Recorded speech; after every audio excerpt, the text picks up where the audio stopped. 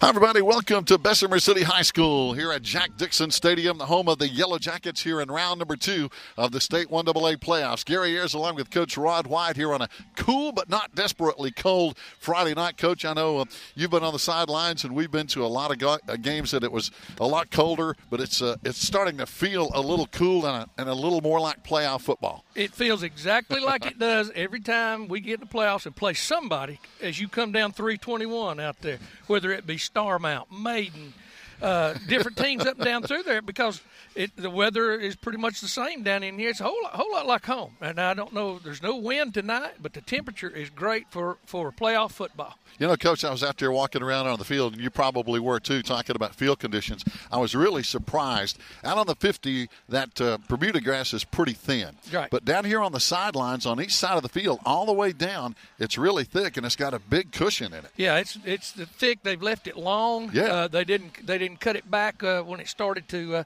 go dormant like it is right now when it turns brown like this. So the middle of the field is going to take all that wear and tear. It's going to get beat up out there. But the thing about it is around the side areas right here, it just stays fluffy.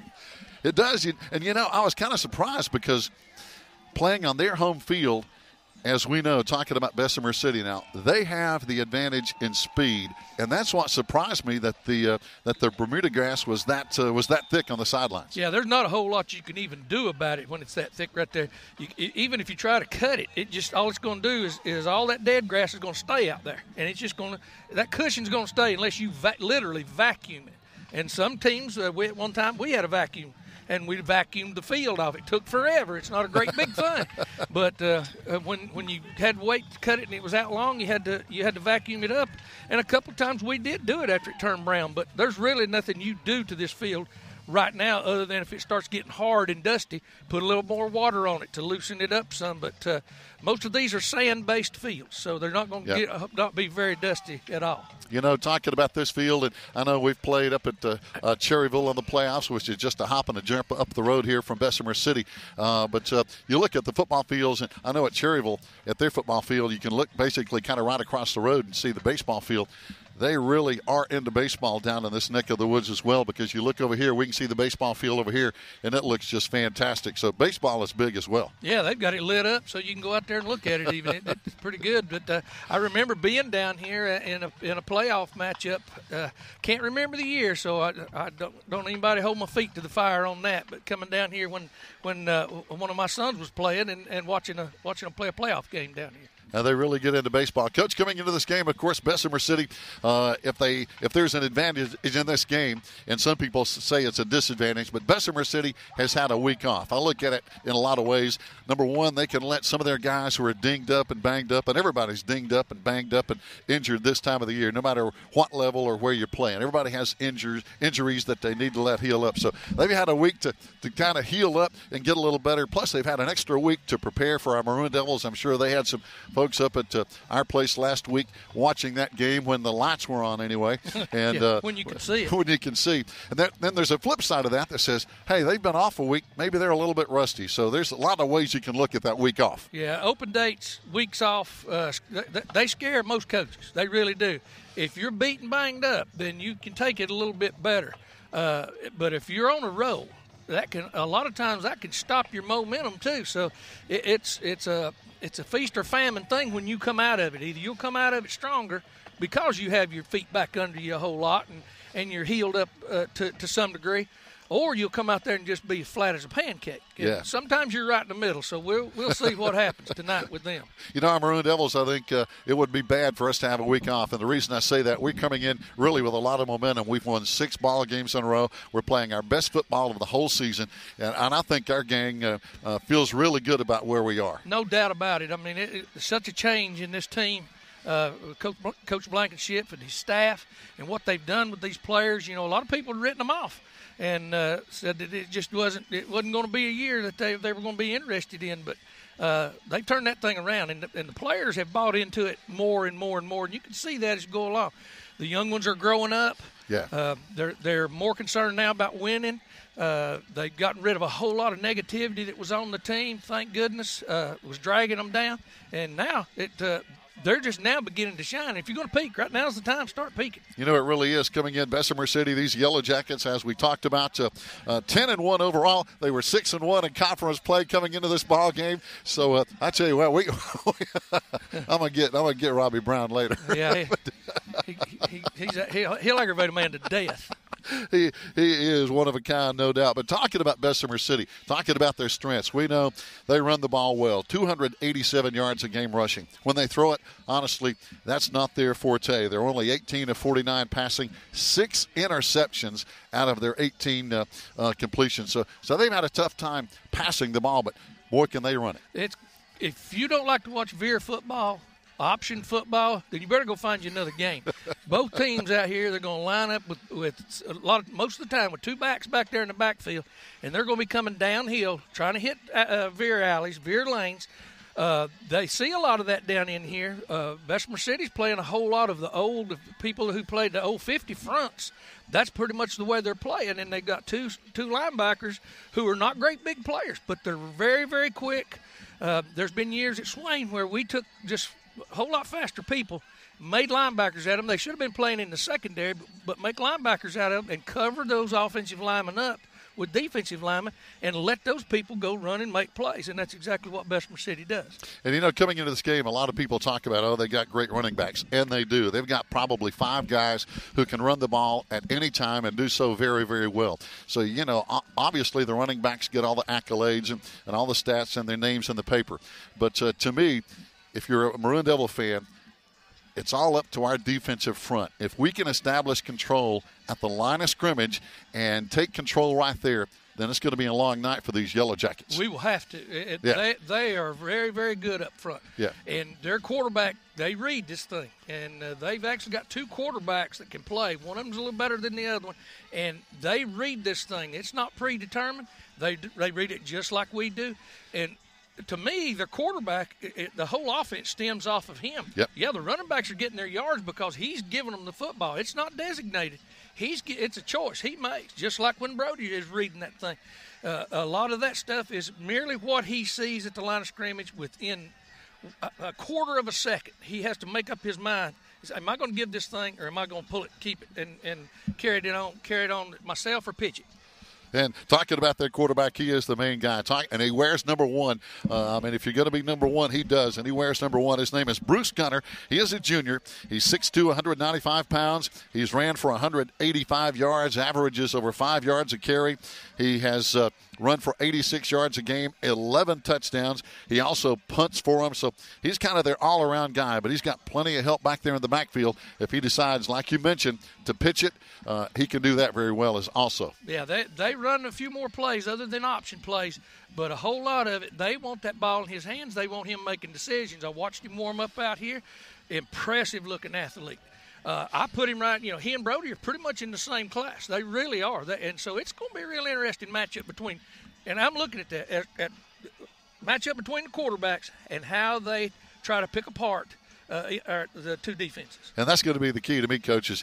How our defensive ends play that, how our linebackers play that, yeah. Because if they have a tough night, wow, there could be a lot of points. Yeah, and a lot of people think of option. It's come a long way with the military style option that you can throw in with your option game, because it's no longer just the inside veer and the outside veer.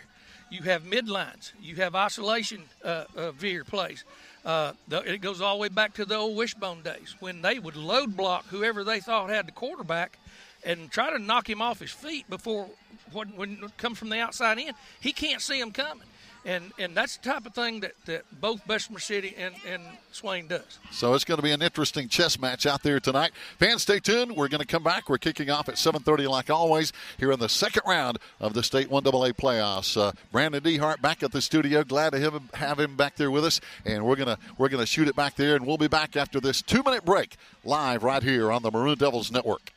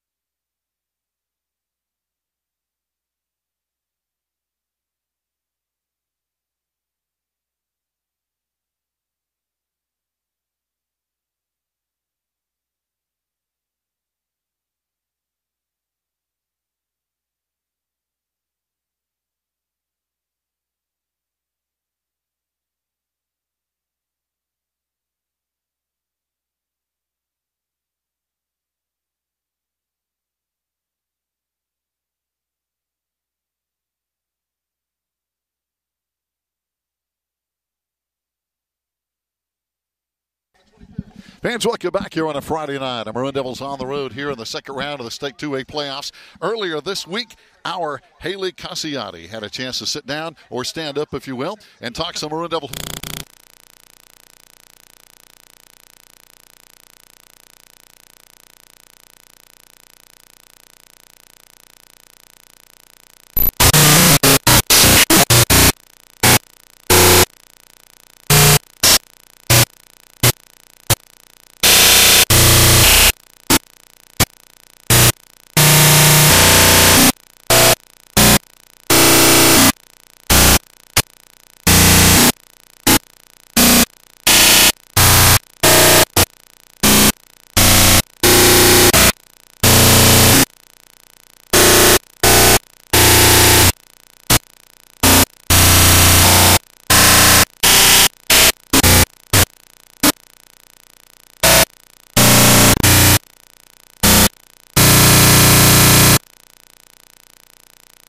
Not real smart, very.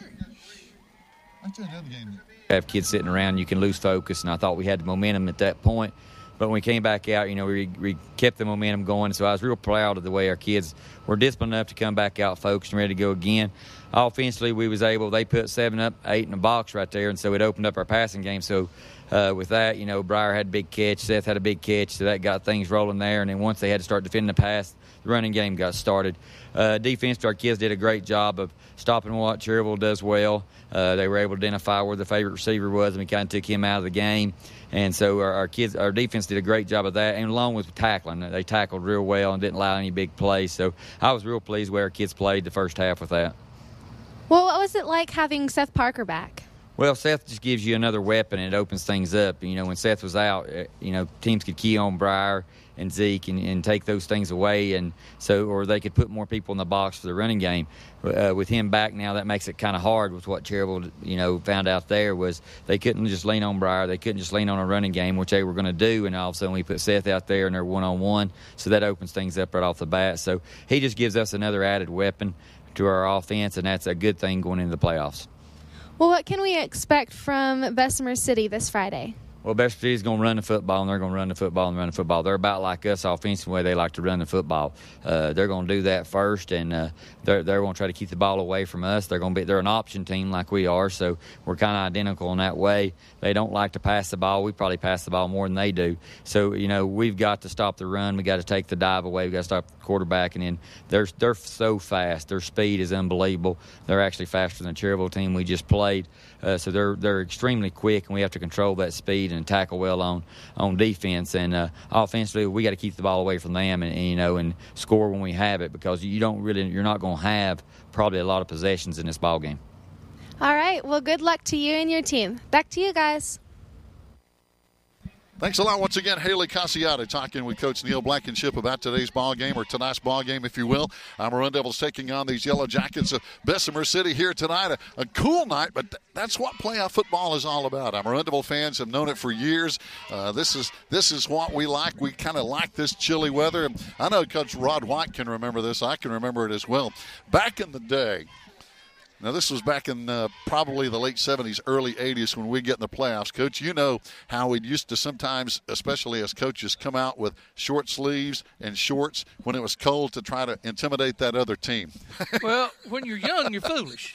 And a lot of times, I remember when I was younger, it didn't bother me a whole lot. But as time went by, I decided that it did bother me. It hurt. Oh, yeah. It got to where it was hurting. Oh, yeah. I remember a state championship game down there in Carolina.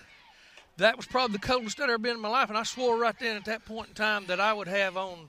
I didn't care where we were playing. I don't care if we went to Florida. I was going to have every bit of clothes I could pack, and if I didn't have to put them on, then I wouldn't. But I would have enough. But yeah, we especially when the wind blows down this country, there's nothing to stop it, and it will freeze you to death down here.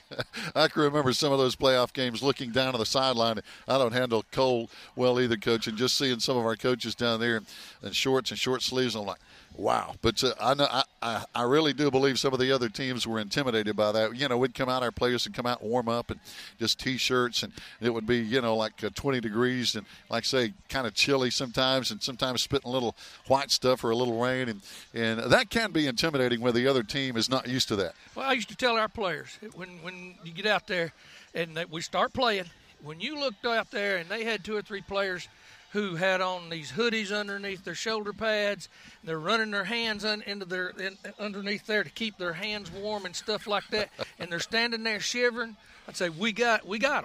I think we can handle this bunch because they're more worried about how cold they are. Yep. And it was a mental thing. It really was.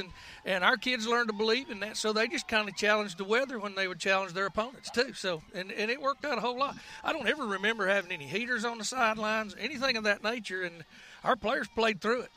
And they were tough. And, well, it's kind of like, there's been a lot of talk this week as we talk in the playoffs about that speech you had that year about being mountain. And that's kind of what that is about. It's about some of that mental attitude of being tough, sucking it up, and, again, just being mountain. Well, it was a mindset, you know, and sure.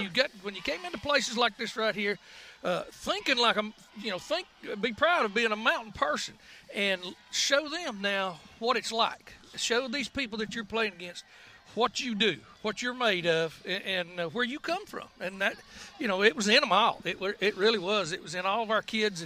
And when you got in these playoffs and a lot of these teams, they would most of the time they had better athletes than you did. Sure. But it just boiled down to a matter of who was the most mentally tough and physically tough, and could you control that athleticism and beat them.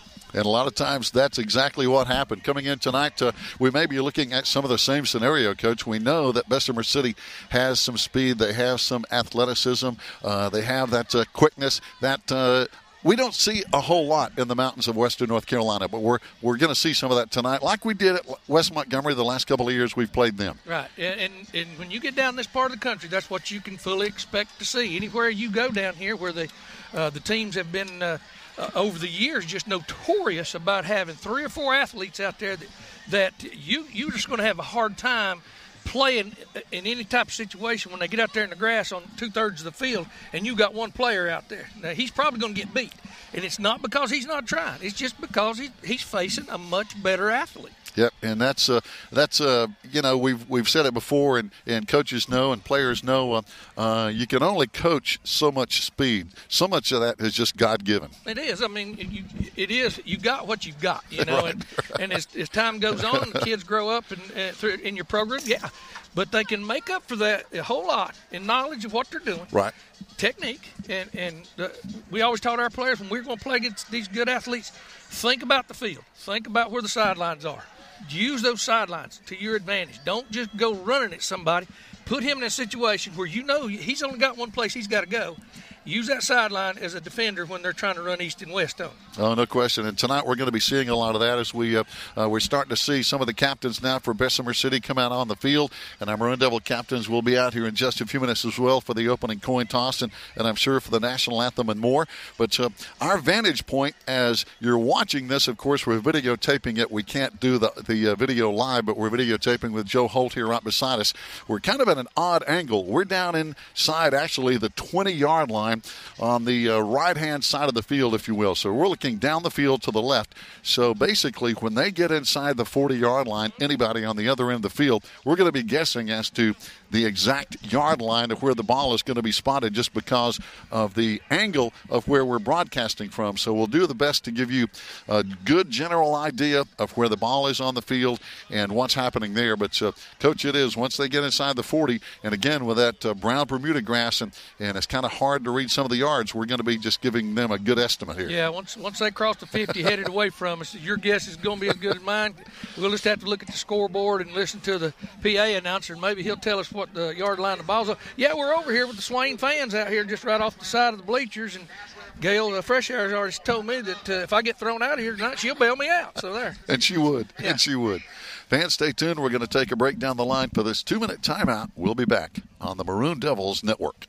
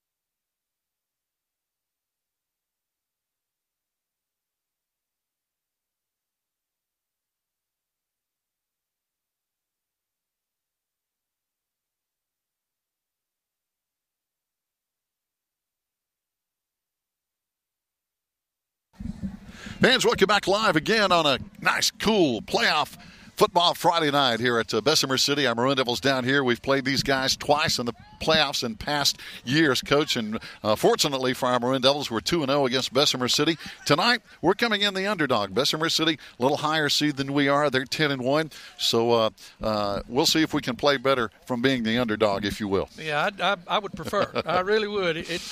It just seems like being the underdog has always been a little bit of a benefit to us because it's just a little extra incentive that coaches can use and the players get it in their heads. And this day and time with social media, Lord of mercy, there's no telling what all these kids read about, and they have to learn to overcome that or understand it is the biggest thing. Just understand that half the stuff they read on there, it's just somebody trying to get under their skin. Oh yeah, that happens a lot. Now our Maroon Devil captains coming out onto the field as they're trotting out here. Looks like we got Will Paul. Of course, we got Brody Bowman. Also joining them is going to be, let's see if they'll turn sideways. That is Ice Little John. Also, we got Seth Parker. So good to have him back in the lineup. And, of course, we got Briar Yaunce. And I tell you, Coach, talking about the playoffs here tonight, talking about our receivers, when we got Briar Yaunce, and, of course, we've got Zeke Bradley, and then we got Seth Parker back in the lineup here tonight. Our receivers are really, really good, and that's one of the strengths of this Maroon Devil football team is our receiving core. Yeah, you've got to respect them. Cherryville did not last week. I'm telling you, I don't know.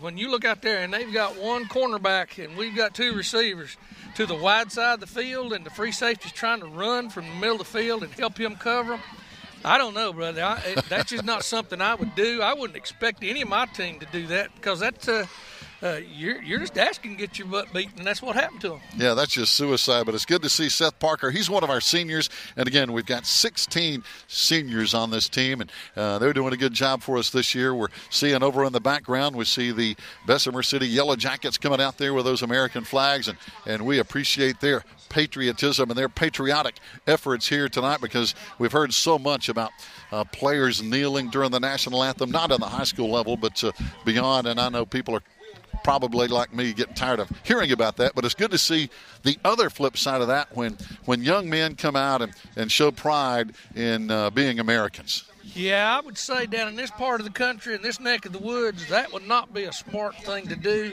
kind of like back at our place. These folks aren't a whole lot different. These are working-class people down here, and they respect what that stands for, and they're not going to try to bring any shame or any notice or bring any undue notice to themselves by doing something silly like that. No, so that's pretty impressive. That's a lot of American flags. It really is, as you can see, as, of course, Joe with the camera. Our captain's out there on the middle of the field as they're getting the official instructions, and looks like our Maroon Devils have declined. We have won the toss, and we're going to probably get the football in the second half here, Coach. So we'll see how that works, but we expect a heck of a ball game here tonight. Now, one thing that I want our Maroon Devils to overcome, the last 2 years, and I feel good about this, last 2 years, we've made an exit in the second round of the state playoffs. Well, we're back in the second round here tonight, and I really hope our guys can push through this and, hey, let's go to the third round. Yeah, I know that's been a point for Coach Blankenship and his staff this week, and that's been in these players' heads that, look, we're better than that. Yeah. We don't need to be bowing out of this thing in the second round. We're a better football team than that. We don't know where it'll go, but we're better than a second-round team. You know, we've always had that thing at Swain County High School, Coach, you know as well as anybody. We like to be practicing on Thanksgiving. And that I used to, we'd get to this point, and in the back of your mind, you didn't want to say a whole lot about it to the kids, but it was special. It made Thanksgiving even more special. That we'd go out there early on Thanksgiving morning, get our practice in. The kids always enjoyed it. They knew they were on their way. We weren't there yet, but we were on our way if we could make it to Thanksgiving and still be practicing. And that's a source of pride. And, again, I know our Maroon Devils, now a lot of people, you look around the state playoffs, a lot of people would love to be playing football tonight. And so we are very fortunate, but we have that tradition of playing deep into the playoffs, and I know that's part of Maroon Devil pride. It is, and you once kids get used to that, once it's instilled in them again, and that's what their expectations are, then they're going to fight and strive for that. Like I said, you don't know what the final outcome of it's going to be, but if you can make it to Thanksgiving, your chances, because the teams get halved every week, you just improved your chances dynamically. Oh, no question about it. And, Coach, when you look at the playoffs, so many years, I know our Maroon Devils from 2011 to 2014, 4 straight years, we were in the regional championship. Yeah. And that's just almost unheard of. Yeah, it blows your mind that you can, and people talk about, well, you didn't win the big show. No, but let me tell you what it does. It keeps the tradition of, we're not just a regular football team. Right. In your players' minds, even the ones that's not out there yet, the young ones who are watching. This is where you're supposed to be. Anything less, then that's not up to standard. And our standards at Swain County High School have always been very high from years past, and we're really, really proud of that. Here we go, just about ready to kick this thing off. And walking back there, we're so glad, of course, Holden Petty was out for a while this year. We're glad he's back in there. So, Coach, I'd say we're about as healthy as we can be right now. Yeah, Holden's he's really been feeling it these last couple of ball games since he's been back. And I'm anxious to see how he does putting his toe into it tonight. Looks like they've moved the ball over closer to the hash mark on the sidelines. They know something about Bessemer City's returns, and they're going to try to limit what they can do. Holden Petty, of course, one of our great seniors, and here he goes. He kicks it right straight down the middle of the field, and he booms it. Going to be taken down near the goal line, brought back straight up the middle. They cut left. The ball is loose. It's loose on the ground. Let's see if our Maroon Devils get it. It was bouncing all over the place, Coach. 2 or 3 guys had a shot at it. Yeah, they ended up getting back on the football. I don't know how they did it. That ball popped out of there. It looked like it just popped out of his hands. It did. I don't think he got hit until after he had fumbled. When he turned to try to chase the football, somebody leveled him, and the ball just kept getting kicked around there then. But you're right. He was coming up the field, and all of a sudden that ball just popped out of his hands. Nobody really hit him, but they were fortunate. They got the ball back. Bessemer City's going to be in their yellow jerseys, white pants, green helmets. They're the Yellow Jackets, and our Maroon Devils in maroon pants, white jerseys, and, of course, our maroon helmets. And here we go. First down and 10. Yeah, 2 tight ends, 1 flanker, 2 backs in the backfield. Got motion going. Does a little bit of a counter option. Ball comes out ball again. Is loose again. We're around it. Did we get it? That ball spit out in a hurry. He got hit at the line of scrimmage, and it came out. Well, Ian Brooks like says we got it. First ones on it. We'll see. Of course, anytime a ball is loose, our guys, your team wants to say we've got it, but down. We don't have it. Second down. Well, all right, that's 2 chances. We got to take advantage of that. That ball, he got hit right at the line of scrimmage. I couldn't tell exactly who did the hitting from this angle, but it popped out. And one thing about it, Coach, now 2 fumbles in a row, that's got to get in their head a little bit. Yeah. So here we go. 2 tight ends and a wing this time. Quarterback under center. I think we jumped offside. Yeah, we did. We're getting anxious up there on that defensive front. Yep, got to see the ball. Got to watch the football. That's a discipline thing. It takes early in the ball game. That may get you once or twice. That's an aggressive penalty. You got to eat some of them sometimes. You don't want it to happen time and time again. So right now that it's a matter of get your alignment, remember your assignment, and see the ball. See the ball being snapped. First down and 10. Quarterback under center again. Turns, and he runs to the left side. Again, that's number 1. That's Bruce Gunner. He's their main man in the offense, and he makes it go. Yeah, right there, and he tried the inside veer and tried to keep it and turn it up and see gap, and he got met right there just this side of the line of scrimmage. Our defensive line and our linebackers, as we mentioned, got to play a huge role in this game here tonight. Second down and 6 after a 4-yard pickup. He's under a center again. Got a man in motion to the left side, and they would go to the left side. And this time, outstanding penetration right up the middle, Coach. And that looks like that might have been Ren Gunner in there. Yeah, Coach Blankenship took a chance right there, and he brought him off the corner, and the quarterback did not have time even to get a read. We were there before they could load block or anything, and I think that's what they're doing by using that wing back. They're trying to load block who they think's got the quarterback, and he just wasn't able to get there in time. They lost 1. Third down and 7 now. Let's see if they fire the football up in the air. They don't throw it real well. Got a man in motion to the right side. They pitch it over here. They got the blockers out in front of him, but we string out the play really well. Good penetration in there. Ian Brooks was on his backside chasing him, and they're short of the first down. Well, right there's what I was talking about. Ian knew where that sideline was, and he knew he had help coming up out of the secondary. He knew it was there. Early in the year, he didn't know that. He didn't assume that his help would be there. Now he knows it's there, so he put the pressure on the young man to make that cut, and he got tagged right there. 4th down and 5. They're going to punt it away. 9:28 to play. So Maroon Devils draw first blood. We stop them on offense. And dropping back to return now is going to be Briar Yance, who's been an outstanding player all season long. Very high, not real deep. Very high hang time. Oh, Briar lets it get away from him. They're going to pick it up. No, it's still loose. Now they try to pick it up again right in front of us at the 15-yard line. And let's see, but the ball's going to have to come back to the 25 because that's where the punt was muffed at. You can't advance a muffed punt. So the ball has to come back here if they recovered it. If we recovered it, we'll get the ball right there at the spot. No official signal yet. They have the guy with the football, but again, no official signal. And it's going to be our ball. It is our ball. Yeah, we did recover it there, but the ruling on that is that if the punt catcher muffs a punt and he doesn't field it cleanly, you cannot pick it up in advance from that point. If you get back on it and recover it deeper in the territory, then that's where you get the ball. That's your starting point there. Wow, Coach, we dodged the bullet there. We sure did. Man. Everybody's got to start hanging on that football. Yeah, no kidding. They've had 2 fumbles. We've already had 1. So, yeah, guys going to have to keep the turnovers to a minimum. This time we got a flag. They have a holding call. Looks like we got another fumble. Somebody has greased them footballs up. We've not had but 1 or 2 clean plays since the ball game started, and it looks like they've got the football now. But there was a penalty, and if it's a dead ball, he should have blown the whistle prior to it, or if they were offsides either. And let's see, they pick up the flag. The official goes toward the other sideline. It's going to be illegal procedure against us on false start. That's a dead ball. And it's going to be declined. It's their ball. They did recover the fumbles, Coach, so they declined the penalty, and it's their ball at our 15-yard line. I don't understand if it's a procedure penalty, how that could be so. I mean, it should have been blown dead. Yep. I was thinking the same thing because that penalty flag came out early. Big break here early for Bessemer City at our 15-yard line. We have a lot of guys up in the box.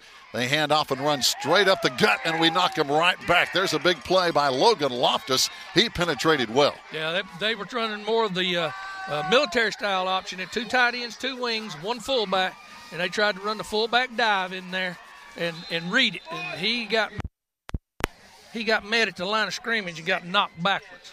So now they might have got half a yard down near the 14-yard line. 2nd down and about 10 to go still for Bessemer City. They got a guy backing up in the backfield. Now he backs up again. No penalty flag is thrown. And here they go running to the left side this time for a short gain up near the 11-yard line. Yeah, I'm not real sure what was going on right there. The young man's supposed to go in motion. Yeah. And it's really not a penalty because he's moving backwards. But then he came back towards the line of scrimmage, stopped, and then went back again, went in motion. So. Yep. I've never seen that, I don't think. Not unless they've got it drawn up that way. I don't know. I think he just got kind of confused this time. It's a little different formation now. They got twins out there to the wide side of the field, and they're running without a tight end now. Here goes a wing. They pitch it back to him, going the opposite direction. He's got some room around the left side inside the 5-yard line. And is he in the end zone? Yes, touchdown Bessemer City. So, again, there was that option, Coach. Yeah. We saw him line up over here on the right on that wing. He went around behind the quarterback. They tossed it to him and let him run. Yeah, that's just a student body sweep right there. He had those twins out there. They were blocking upfield, and quarterback just pitched it back to him and let him run. And that's one of their guys they don't use a whole lot. That was Corbian Hill on the touchdown run for the Yellow Jackets. Number 24, a seldom used back. They line up and go for 2 every time. Yeah. They don't kick it anymore. Well, it's something that if you don't have a kicker, then you don't kick it. Yep, and they don't get it. So on the season, as a matter of fact, they were 2 of 4 on point after touchdown kick conversions. So they went away from that, and they've actually converted 28 2-point conversions after they figured, hey, we can't kick it.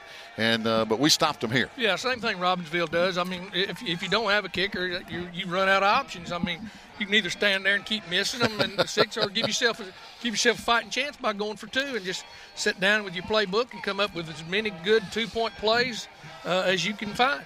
So, Coach, we've seen the football loose about 3 or 4 times already here in the first 4 or 5 minutes of play. That particular turnover, of course, cost us as Bessemer City gets on the board, but we've got to recover and get back in our groove. Yeah, we got to shake that off now and get this thing rolling on this on this drive right here. Give our offense a chance. We've not given ourselves a chance yet, and with they're going to kick this ball off with it laying on the ground. They're going to squib kick it. It's laying down flat. He's going to take one step and just punch the football, and it's going to run like a gray squirrel crossing a 4-lane highway. Yep, there it goes. We pick it up at the 14, out to the 20, 25. In traffic, out to the right side. Nice return, still going way out across the 40-yard line. Outstanding return, and that's one of our better returns all season. And I believe that was that Hunter or Bryce Sane? 11. So that's Tanner Wiggins on the return. Yeah, he was back here deep. The ball went straight to him, actually. I thought it would do more dancing than it did, and he was lined up perfectly for it, and he scooped it up. So now it's just a matter of field position here. We got the ball in good field position. Let's do something with it. Got to get it done. Twins got the backs right behind. Quarterback Brody Bowman got Twins over on the right side as well, wide, and we go right up the A-gap for a short game. And let's see what we can do here as we all entangle. But I think right now, Coach, it's just trying to get our feet back on the ground and forget about that last series. Hang on to the football now. We're not that's not a killer. We got to do something with it. That's the first carry Bryce Sane's had in 2 weeks. They need to get him out there and get him back involved with the offense. They ran a midline there. Bessemer City in that five defensive lineman front just slammed it shut. This time over to the left side, it's going to be Ian. This time it's going to be Bryce running to the left side. He's going to be caught from behind. Again, there's that speed that we saw. We know how quick Bryce is. He's caught from behind over there by Waylon Bell. They have quickness. Yeah, there's a flag on the play. I think they jumped. I don't know why that wasn't blown dead unless it's against – I can't figure out what this penalty is. I saw the flag go in the air. And let's see what the signal is. That's called makeup speed. Those guys that they've got in there at those linebackers positions, they're not very big. I mean, they're like 5'8", 5'9". Yeah, they're small. So procedure call again, and they let it play out. I don't understand exactly how that's working, but maybe that is something I'm not seeing. But they decline it, so they'll bring up third down in about 8. So we got third down and long coming up here. We look to the sideline for the play call, and of course, offensive coordinator Jeff Marr over here. This time we run Seth Parker wide to the right, over here wide to the left side. We got the big guy, 23 tonight, Zeke Bradley. It's one-on-one out there with Seth, too. Brody rolling to the right side, has pressure, steps up, fires it way downfield. There's contact, there's no flag, and it's going to be incomplete. Yeah, they went into man coverage out there and put their best defender out there with Parker. He was out there to himself on 2/3 of the field. We had Twins in the boundary over here. They kindly had a matchup zone with them over here, and so it was just one-on-one coverage, and we took a shot. And I tell you what, Coach, we've talked about Zeke, a big kid at 6'6", Seth at 6'3". Well, they got a big cover guy out there, number 4, Jay Sadler, is 6'4", so he can go with them. Yeah, he was out there matched up, and he matched up pretty good. Of course, he's going to match up with speed with Parker. They wouldn't put him out there. No doubt. Quincy Greer back deep to return for Bessemer City. It's going to be a short punt. He's going to let it hit, and there's going to be no return. It's going to be blown dead down there by Cody Long. So they'll have it first down and 10 as they lead 6-0. We're 6.5 minutes to play on the first quarter. Yeah, we just can't let them get happy now. That's the biggest thing is have some big plays right here. That didn't hurt us. That drive didn't. Got decent field position. We've got them pinned back here a little bit. We just got to keep them down here on this end, on their end of the field, and make them punt it back to us here or cause another turnover. Coach, you look at their offensive line. They have some really, really good size on the offensive front. So we've got our work cut out for us in the trench. Yeah, they've got a tackle over at number 60, and he's exceptional. I was watching him out here warming up, and he's a beast. Now he can block you. 6'3", 270 pounds. Now they jump. They jump. This time it's going to be Frank Bowers, 55, and he got a little happy there too. Yeah, they were trying to pull us off and got fooled themselves.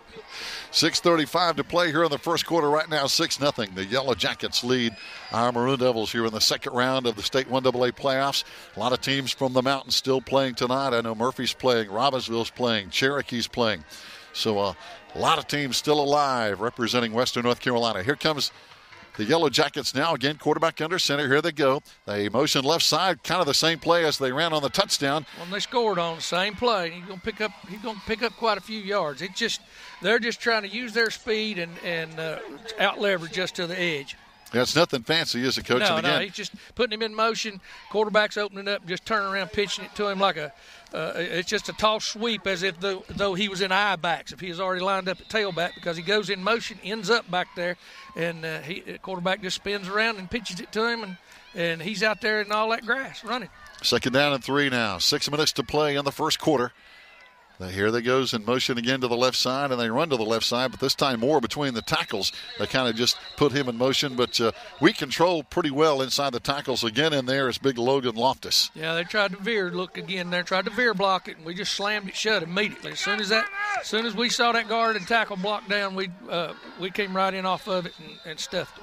You know, when people try to run between the tackles on us, Coach, we handle that pretty well. Well, it's been difficult here lately for folks, and we got to keep it that way tonight. But what we've got to be mindful of, and they're going to be like most offensive teams, is once they run that ball, just get you stretched out, get you thinking about those boundaries, then they're going to try to hit you back up in the middle. Yep. So now they line him up, 2 backs again behind the quarterback. Here they go to the left side again, and here we stop them again. No, now they pop it outside. They tried to force it inside, but they pop it outside, and I think they got the first down. Coach, it's hard to tell from this angle, but they're close. Yeah, it was. There was a lot of bodies in there, and Yeah. a lot of times it's just like people that have watched rugby, it's like a scrum in there, and sometimes you can't find the football. You really can't, especially if a back is not a great big tall person, and he's got his shoulders rolled over. You really can't even find him. You just have to depend on your blocking schemes how they're trying to block you to know where the football is. That's it. And they don't have tall folks on the backfield. The tallest guy is their quarterback, Bruce Gunner, who's 6'2". Everybody else is way under that. As now they did get the first down. Okay. 1st down and 10 now. Oh, we got guys jumping on both sides. I don't see any flags, though, as they try to run between the tackles again. But apparently, again, no flag, but it looked like folks jumping early. Well, it looked like to me they were trying to adjust. We were not lined up correctly like Coach Blankenship wanted him up there, and one of the interior linemen realized it and moved himself out rather than across the line of scrimmage. And I believe it actually helped us because they ran it right there, right exactly where he'd lined up. So good movement there. Yep. They only gained a couple. 2nd down and 8 coming up now. 4:25 to play here in the first quarter. Now, this is a good move right here by Coach Blankenship. He's going into that wolf front, and they're going to try to throw it. Down the left side. Oh, they just go a little bit too far. They're trying to get it down there to their wide receiver. But, again, good coverage over there by the secondary. Yeah, he opened his hips up. It was a foot race from that point, and the receiver got a step on him, but the ball was overthrown. Briar Yacht's coming over there to help out as well. But Tanner Wiggins had him covered really well down the sideline. Yeah, their coaches are standing over there looking at their receiver, and he's a big, tall player, and they look at Tanner over there, and Tanner's all of 5, 7, 8, 9, somewhere in there. And so they're going to have to take a shot. They've got to try to gamble and see what they can do with him over there. Yeah, that's 88 Butler, and he's a 6-footer as they line him up over here on the right side this time. They roll to the right side, and not even close on this one. Good coverage by the Maroon Devils as the quarterback just overthrew his man. Yeah, we were in good zone coverage right then, and the corner opened up the way he's supposed to, back towards the quarterback, and he saw the ball thrown. Had he hung it up just a little bit more, that would have been a pick 6. Oh, no doubt. As now it's going to bring up 4th down. They're going to have to punt it again, and we got them to do what they don't do well, and that's throw the football. Briar Yacht's back deep. Hang on, Briar. That's it. Make something happen here. Get this football back and get this game back in our corner. 4:05 to play in the first quarter. Pretty good punt. Not real deep. Briar signals fair coverage, but it takes a Bessemer City bounce and is going to roll all the way down to the 23-yard line. We'll have it 1st down and 10, but hey, that's one way to avoid a problem is just get away from the football. Yeah, and the thing about it is in a ball game like this clock's going to be running fast. We're down to just under 4 minutes in the first quarter, and it's as much running the football as both teams is doing it. It's going to roll off pretty fast. So we got to get our points. No doubt about it, Coach. This is going to be a fast game here tonight. Now we line him up. One back of the backfield behind Brody Bowman here as we have it 1st down and 10. He's going to run the option. He keeps it and runs out across the 25-yard line for a short gain before they stuff the hole in there. And talking about some of their big guys up front, that's Addison Dellinger. He's not their biggest guy, but he's 6'1", 290, and that's pretty big. He's a pretty good sized lad now. I'm telling you, he's a big dog in there, and number 50 is too. But and what they're depending on is you can see those 2 linebackers right there, Gary. They're not very big. They're defensive backs that they've put at linebacker to run that football down, just like that right there. Both linebackers on a hitch end up out there right where the tackle's being made, and that's their job. They're supposed to be running all over this field. And they're taking 5 defensive linemen, covering up 5 offensive linemen, and saying you can't block our 2 linebackers with what you've got uncovered there. So a good quick pitch over there to Zeke Bradley. Now, if you're watching this on video, you're wondering, wait a minute, I thought Zeke was number 17. Well, he was last week, but he's number 23 tonight. We just have to search out for Zeke. We just have to find him every now and then. Those numbers on. So yeah. But he's hard to miss out there at 6'6". Yeah, they do it for multiple of reasons. Of course, where they're planning on playing him, and he's become that kind of athlete out there to where they can do multiple things with him, and he is a threat. He proved that in the latter part of the season. He is a threat to beat you, and so sometimes you can put certain numbers on them, people can find them, and sometimes they can't. They're going to measure for the first down, and from where they're stretching it, it looks like it's going to be really, really close and a little short. About a foot, maybe a foot and a half. So now with 3:06 to play in the first quarter, Bessemer City leads it right here 6-0. But our Maroon Devils trying to get a first down here. And but talking about our receivers, Coach, I just think it helps so much. You know, we have Breyer, and, of course, we've got Big Seth. We've kind of got the speed and the size. But then you got Seth in there that gives you that extra wrinkle. Yeah, and like right now, see, they're doing it as a squad. They're pulling them speed receivers out of there, putting a big, heavy package in there. And you're going to see everybody up on the line of scrimmage right now dug in. And we'll either crazy count them or we'll snap the football and try to blow them off the ball. Here we go. A lot of guys up in the box on their side of the ball. Of course, we've got everybody in tight. This time we hand off to the right side. We got the first down and then some out near the 35-yard line. Yeah, that's a good isolation play right there. We faked motion coming across the formation, and then he just stopped, turned right up in C gap, handed it to the near split back, and he just followed him right up in there behind it and block down, kick out, and get all you can. Boy, good job over there. I'll tell you what, another guy that's hard to miss is big 75, Nick Millsaps at 6'7", 285. We're staying with the jumbo package right here. This will be interesting what we're going to do. We may just run it out until we wear them down, like that right there. Running right behind the fullback and leading the charge up there. Looks like big Will Paul, and he's a pretty good blocker. Oh, yeah, that was excellent. There were some feet driving then, and we got under their pads on the line of scrimmage right there a little bit and was able to move them. There again, that makeup speed they have out of the secondary and from those linebackers, you got to take what you can get. And if it's 3 and 4 yards at a time, then that's what you do. Talking about some of their size, Coach, their big guy in the middle is big Trey Corey, 44. He's 6'1", 335 pounds. He's a bowling ball in there. Woo. I'm telling you now. You don't move a kid like him.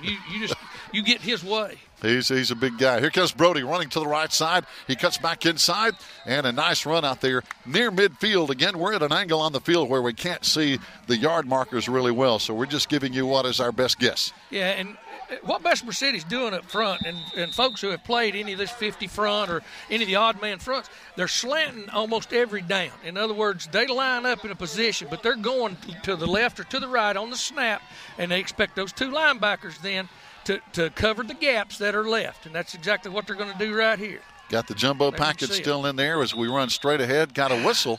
Looks like we might have some movement. As against them, I think they're offsides. They have been. It's been awful close when we could see it down here, but they're crowding that football, and that's what you want. That's what when you're slanting a lot, that's what you do.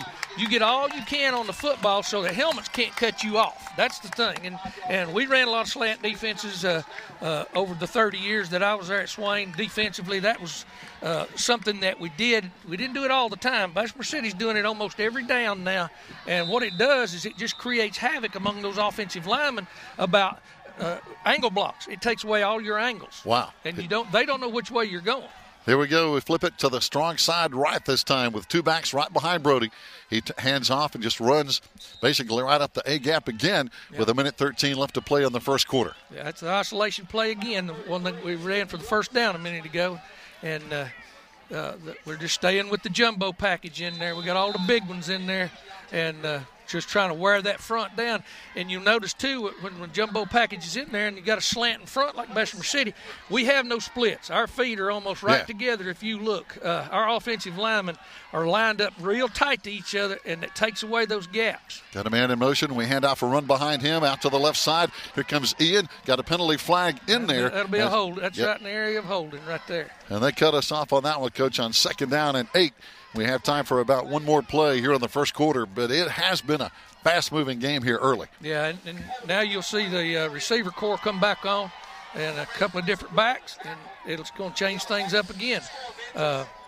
Get them to have to spread back out on the field. We've been pounding right at them and until right then, and now it's bringing it back and making it, 16, 17 yards to get a first down. So we'll have to throw this football a little bit around in here, but hopefully we can get some people open. At the 41-yard line, 2nd down and long here. We got a couple of shots to get it down the field. 30 seconds and counting. Brody under center again. Looking, fires out to the right side. Breyer is there. This one is behind the line of scrimmage, looks like. And he does get the football back, but we're going to lose back to the 34-yard line, a loss of 7, which is going to bring up 3rd and about 25. Yeah, there again, that's that makeup speed. Normally a ball thrown that far behind the line of scrimmage and backwards, it takes a long time for the defense to react. And if you noticed how fast they got there, I mean, that ball took one bounce. If Breyer didn't scoop that thing up immediately, they were on it. Yep. And one of them was that linebacker on that side. That's how fast those kids are. Fans, stay tuned. That's the end of the first quarter here with a 6-0 Bessemer City lead. We'll be back after this 1-minute break here on the Maroon Devils Network.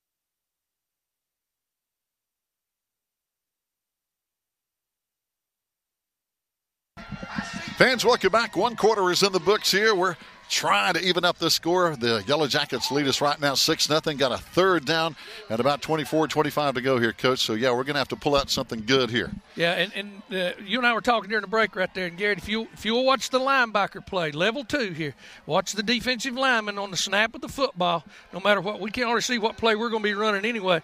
You'll see them move to a gap. Every one of those defensive linemen will stick their head in a gap either to the right or to the left, and you will see those 2 linebackers take off running. Neither one of them linebackers is over 5'7", I guarantee you. And you watch how quick they run to the football. That's that closing speed, makeup speed is what you call it. And we've been in situations where we brought smaller linebackers up to do that. Here we go. Brody back to throw. Has plenty of time. Fires down the left sideline. They're fighting for it. Oh, we got interference. Anyway. We got it. Outstanding grab down there. There we go. That's big Zeke Bradley on the catch, and he just won that wrestling match. Oh, Zeke. There he is again. You can't. Every time you think you can't find him out there, Brody can find him. That's for sure. Yeah, and he won that. They were using that hand fighting over there, Coach, and he just won that battle and got the ball. They got called for it, and he still was able to break loose. The flag hit the ground, and he caught the football about at the same time. That's a great play. Outstanding. You know, good throw by Brody out front, and Zeke getting on it. You were talking about their linebacker, number 22 is the active one, Keontae Thomason, and he is their leading tackler, 106 tackles. And believe it or not, he is 5'7". Yeah, and I knew he was. And if you watch, they always line him up most of the time to the wide side of the field. And they're pretty much slanting into the short side of the field, and that leaves him to come all the way over the top, and he gets to run down anything he sees. And he is their number 1 tackler. And you can see how deep they line him up. He's 5 yards deep. He's 5 yards from the football, and You see him run over the top right there? Boom. Here we go. And there he is. He makes the tackle. He makes the tackle on Brody. Lost his helmet. He's going to have to go out one. But again, he's 5'7", number 22, 140 pounds, but is their leading tackler. Yep, they slanted to the right. He's what they call a scrape linebacker. They want to put him to the wide side of the field so he can use his speed, and there he comes flying up on an off-tackle play. We've got everybody blocked down, but you can't get to him. Those defensive linemen are cutting off all the offensive linemen's angles by just pounding their helmet. You can see how they're tilted in, their defensive linemen. Yep. Here we go. We run to the left side this time, trying to find some room. Oh, that football is loose again at the 15-yard line. The Yellow Jackets say they have it, and the official agrees. That's our second turnover here in the first half. Yeah, we got hit right at the line of scrimmage, right on the veer hookup in the way that they were slanted. They slanted right into it, and they didn't have to make a tackle. Somebody's helmet hit that football. One of those defensive linemen's helmet hit that football and knocked it out right on the hookup, right on the mesh point between the quarterback and the running back. And it's just that's where a slant defense. But if you live by the slant, you can also die by it. So hopefully, Coach Marr will come up with what we need to do to put a stop to that. Here they go at the 15-yard line. They're going to pitch it out to the left side. Got a penalty flag down. This one is going to come back. They've already waved it off here. Yeah. And there's another, talking about quick and small. That's number 5, Jacqueline Harden, 5'4", 138 pounds. But they're quick. Gary, your leg big around as his waist. He's a little bitty fella. He is. He's small. Quick as a cat. Boy, he was out here in a hurry. We had him wrapped up real good, and they held up on him when they heard the whistle blowing. So, as we mentioned, one of the tallest players on their whole team is the quarterback, Bruce Gunner, and he can see the field really well. He's a 6'2" player and is also their leading rusher. And, boy, when he lines up behind that center at 335 pounds, he's got some protection up front with that big offensive line. Yeah, going back to the military option look with the twins out here. Look for them to run that sweep again here in a minute. They get all their yards off of. That's the option look dive right there. Just a hard base dive. And he broke the line of scrimmage and got tackled at level 2, but now he picked up about 4 yards on that play. Maybe 5. Several guys coming up. Ian Brooks over there, Briar Yachts, and some guys coming up to help out on the tackle. And, also walking back, Thomas Allen, a little bit slow. We hope he's okay as he gets back over there on the defensive side of the ball, but he got popped pretty good on that one. Thomas got his ankle or something rolled up there, and he's trying to walk it off right now and see if he can keep going. He's a tough kid, Thomas may have twisted his ankle just a little bit right there. We'll see. Yep. He's a sophomore getting it done. Second down now. They need about 9. Got a man in motion again. This time they fake to him and go the other way. Yeah. And again, that misdirection. Yeah, that's the first time we've seen that play. That's a counter inside. That's pretty much what Murphy runs out of a wing tee. That's a wing tee play. They fake to the fullback going one way. The wing comes back over the top. They pull the guard, and it's just everybody blocked down, and the guard tries to kick out. Well, talking about some other size, Coach, big number 73 again. That's Darius Boyd, 5'10", 305. They got one 5'10", 305. One of their other kids inside is 6'1", 335. We got them in third down right here. Let's see what they're going to attempt to throw this one. Nope, got the outcut right there. Pick. There it is. There's the pick. That's the one we was looking for. Now, that's the zone coverage we were looking for. If you notice, he opened his hips up looking at the quarterback, and he knew that he had this receiver covered without even looking at him by getting depth. Once that ball went in the air, he stuck his foot in the ground, came back, and he became the receiver. Tanner Wiggins, great pick on that one. As again, they were trying to throw it out there to their 5'4" receiver, Harden, number 5. But Tanner Wiggins broke on the ball and made a great play. That's as good a zone coverage as you're going to see right there. That's cornerbacks not playing man. They're seeing the quarterback, and they're reading that football. Our best offensive possession tonight. Here we go, running straight ahead. Nice run over there. That's Hunter Burrell on the carry. He gets down inside the 15. This is our first trip inside the red zone. Ran an isolation in C gap. Now that's something we haven't run that this year a whole lot. Now we've run it about 4. That's about the 4th time we've run it.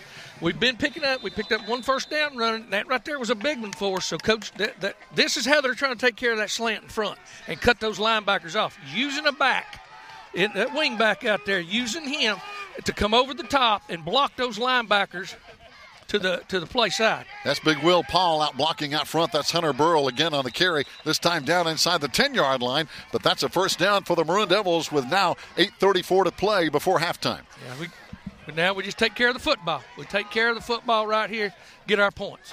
No doubt. We've had a couple of turnovers here tonight with a loose football. But that ball was a little bit slick early. Both teams had a little trouble. Here we go. First down and 10, though. Yep. Now they're going to slant. They're going to slant to the wide side this time now and try to pin us. Here goes Will. Right there, and they did. Blocking again. We bounce off and get a couple of yards, Coach, down to the 5-yard line. So that brings up second down and goal from the 5. Yeah, all you have to do is watch those linemen. Some of them can't hide it. They have to turn their bodies the way they're going to slant because they can't get down through there unless they do. And so when you see them turn their bodies like that, and they start slanting and scraping, they're scraping too, which that means all the defensive linemen are going to the inside gap, and the linebackers are going out over the top, and you can't get to those linebackers. Here we go. Jumbo package again. We go to the right side. Here's Hunter. This time it's going to be Ian Brooks. He's over there again running behind big Will Paul, blocking out front. Down on about the 1-yard line. He almost broke that thing. He almost busted it right there. And right here they'll have to pack all those people on the line of scrimmage now. We're still in jumbo. You can throw a blanket over everybody out there on this play. Look at them. Well, I tell you, our offensive line doing a good job, Now look though. at those linebackers. They're going to jump. They're going to come over the top right there, just like that. That's 22. Well, they hit Brody, and we didn't get in. He came right through the gap. But that strong side linebacker did right there. They didn't scrape or slant that time. They played it straight up into gaps, and he took that A gap and caught us. This time we lost about almost 2.5 yards back outside the 2.5, almost the 3-yard line, but as now Brody looks to the sideline for the play call. 7 minutes to play in the first half. It's fourth down. Got to make it go. Fourth down. Now we're going to call a timeout, I think, Coach, Smart and move. talk things over. Yeah. Make sure we got the right call. We've got a wide side of the field over there, and if we bunch them up like that and we can get to the edge, their speed won't, in that amount of distance, won't make any difference. So Holden Petty is out there on the field. Will we try to kick for 3? Holden Petty, very capable. Now, as far as Bessemer City this year, they have not tried any field goals. They've only tried to kick 4 extra points and missed a couple of those. So they've just pretty much abandoned their kicking game. But going to be interesting here, Coach. Do we try to get the touchdown or get 3? Well, this is a tough one right here. Yeah. Every coach has a different philosophy of it. To me, right here, it was go, do, or die. The alternative is if you don't get it, they're going to have the ball down here. You look at the clock, there's 6 minutes left. You hold them for at least maybe 2 series. You still get the ball back, hopefully on your side of the field, somewhere around midfield, and you got another shot. So here we're going to go for it. Jumbo package. Everybody's up on the line of scrimmage. Uh-oh. Going to run to the left side. And are we in? It's close. It's close. No signal yet from the official. Bessemer City says they stopped us. Our guys say we got in. The officials say no. We didn't get in. So it was that close. Yep, about the 2-inch. I don't know how you spot one that close in that mass, but they say. Oh, my goodness. It's on the 2-inch line. I mean, the nose of the ball is almost on the goal line. Oh, yeah. I mean, a whole lot of times it's about momentum. They actually spotted the ball with it touching the line down here. So, I mean, how does it? Yeah. I don't know. Wow, our guys thought we were in. I kept waiting for the official over there, the line judge, to signal, but never did get that call. Well, you'd think as you travel around this country, them guys wearing them striped shirts, you'd find a smart bunch. I'm sorry. Now let's see if we can pin them in the end zone. Get some point out of this from the defensive side of the ball. That's movement. Oh, they moved. They run straight ahead, get out to the 5-yard line, but no flag. Nope. So now with 6:31 to play, the Yellow Jackets trying to get out of their own end zone.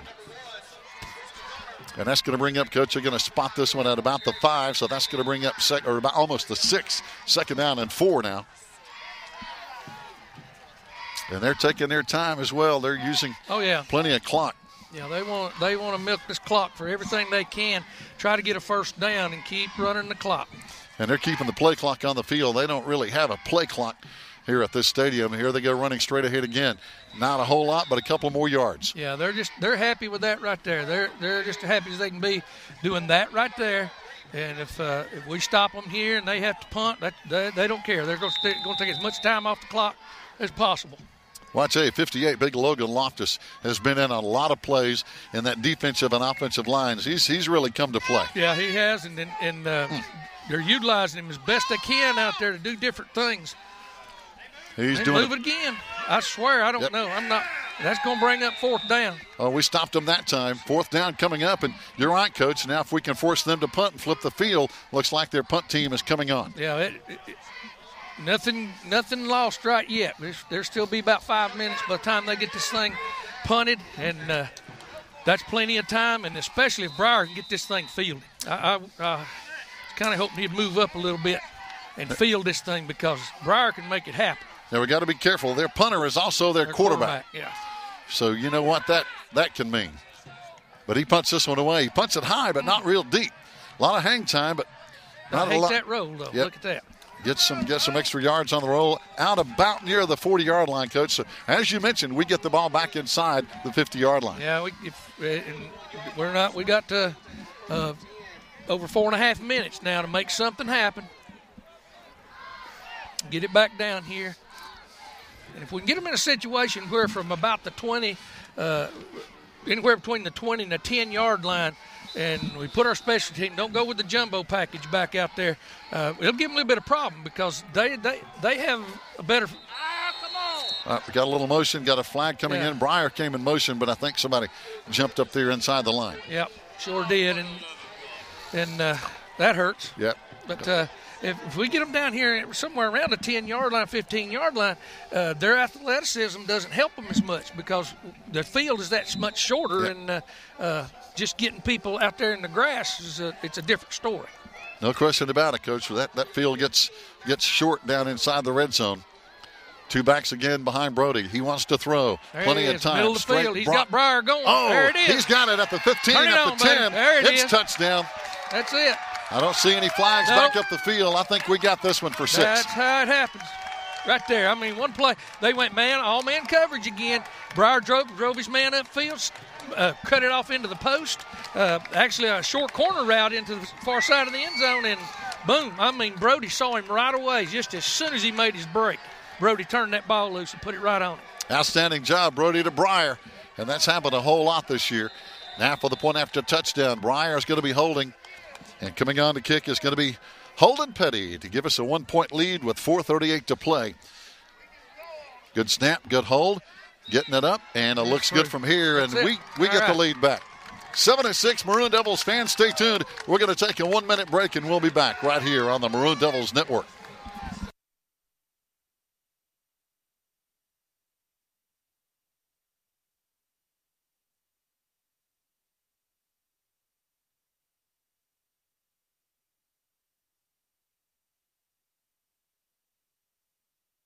Now, to pre-order your very own DVD or Blu-ray box set of the 2017 Maroon Devils varsity football season. Third down play. They set up the screen on the left side. Oh, we missed a tackle, but there's another tackle behind him. The ball is loose. Murphy picks it up. He's running the wrong way. And they're running the wrong way. This action-packed set will include every regular season game, postseason games, plus a special highlights disc. Your choice of DVD or Blu-ray discs for the low price of $30. Order now to have your very own Blu-ray or DVD box set just in time for Christmas.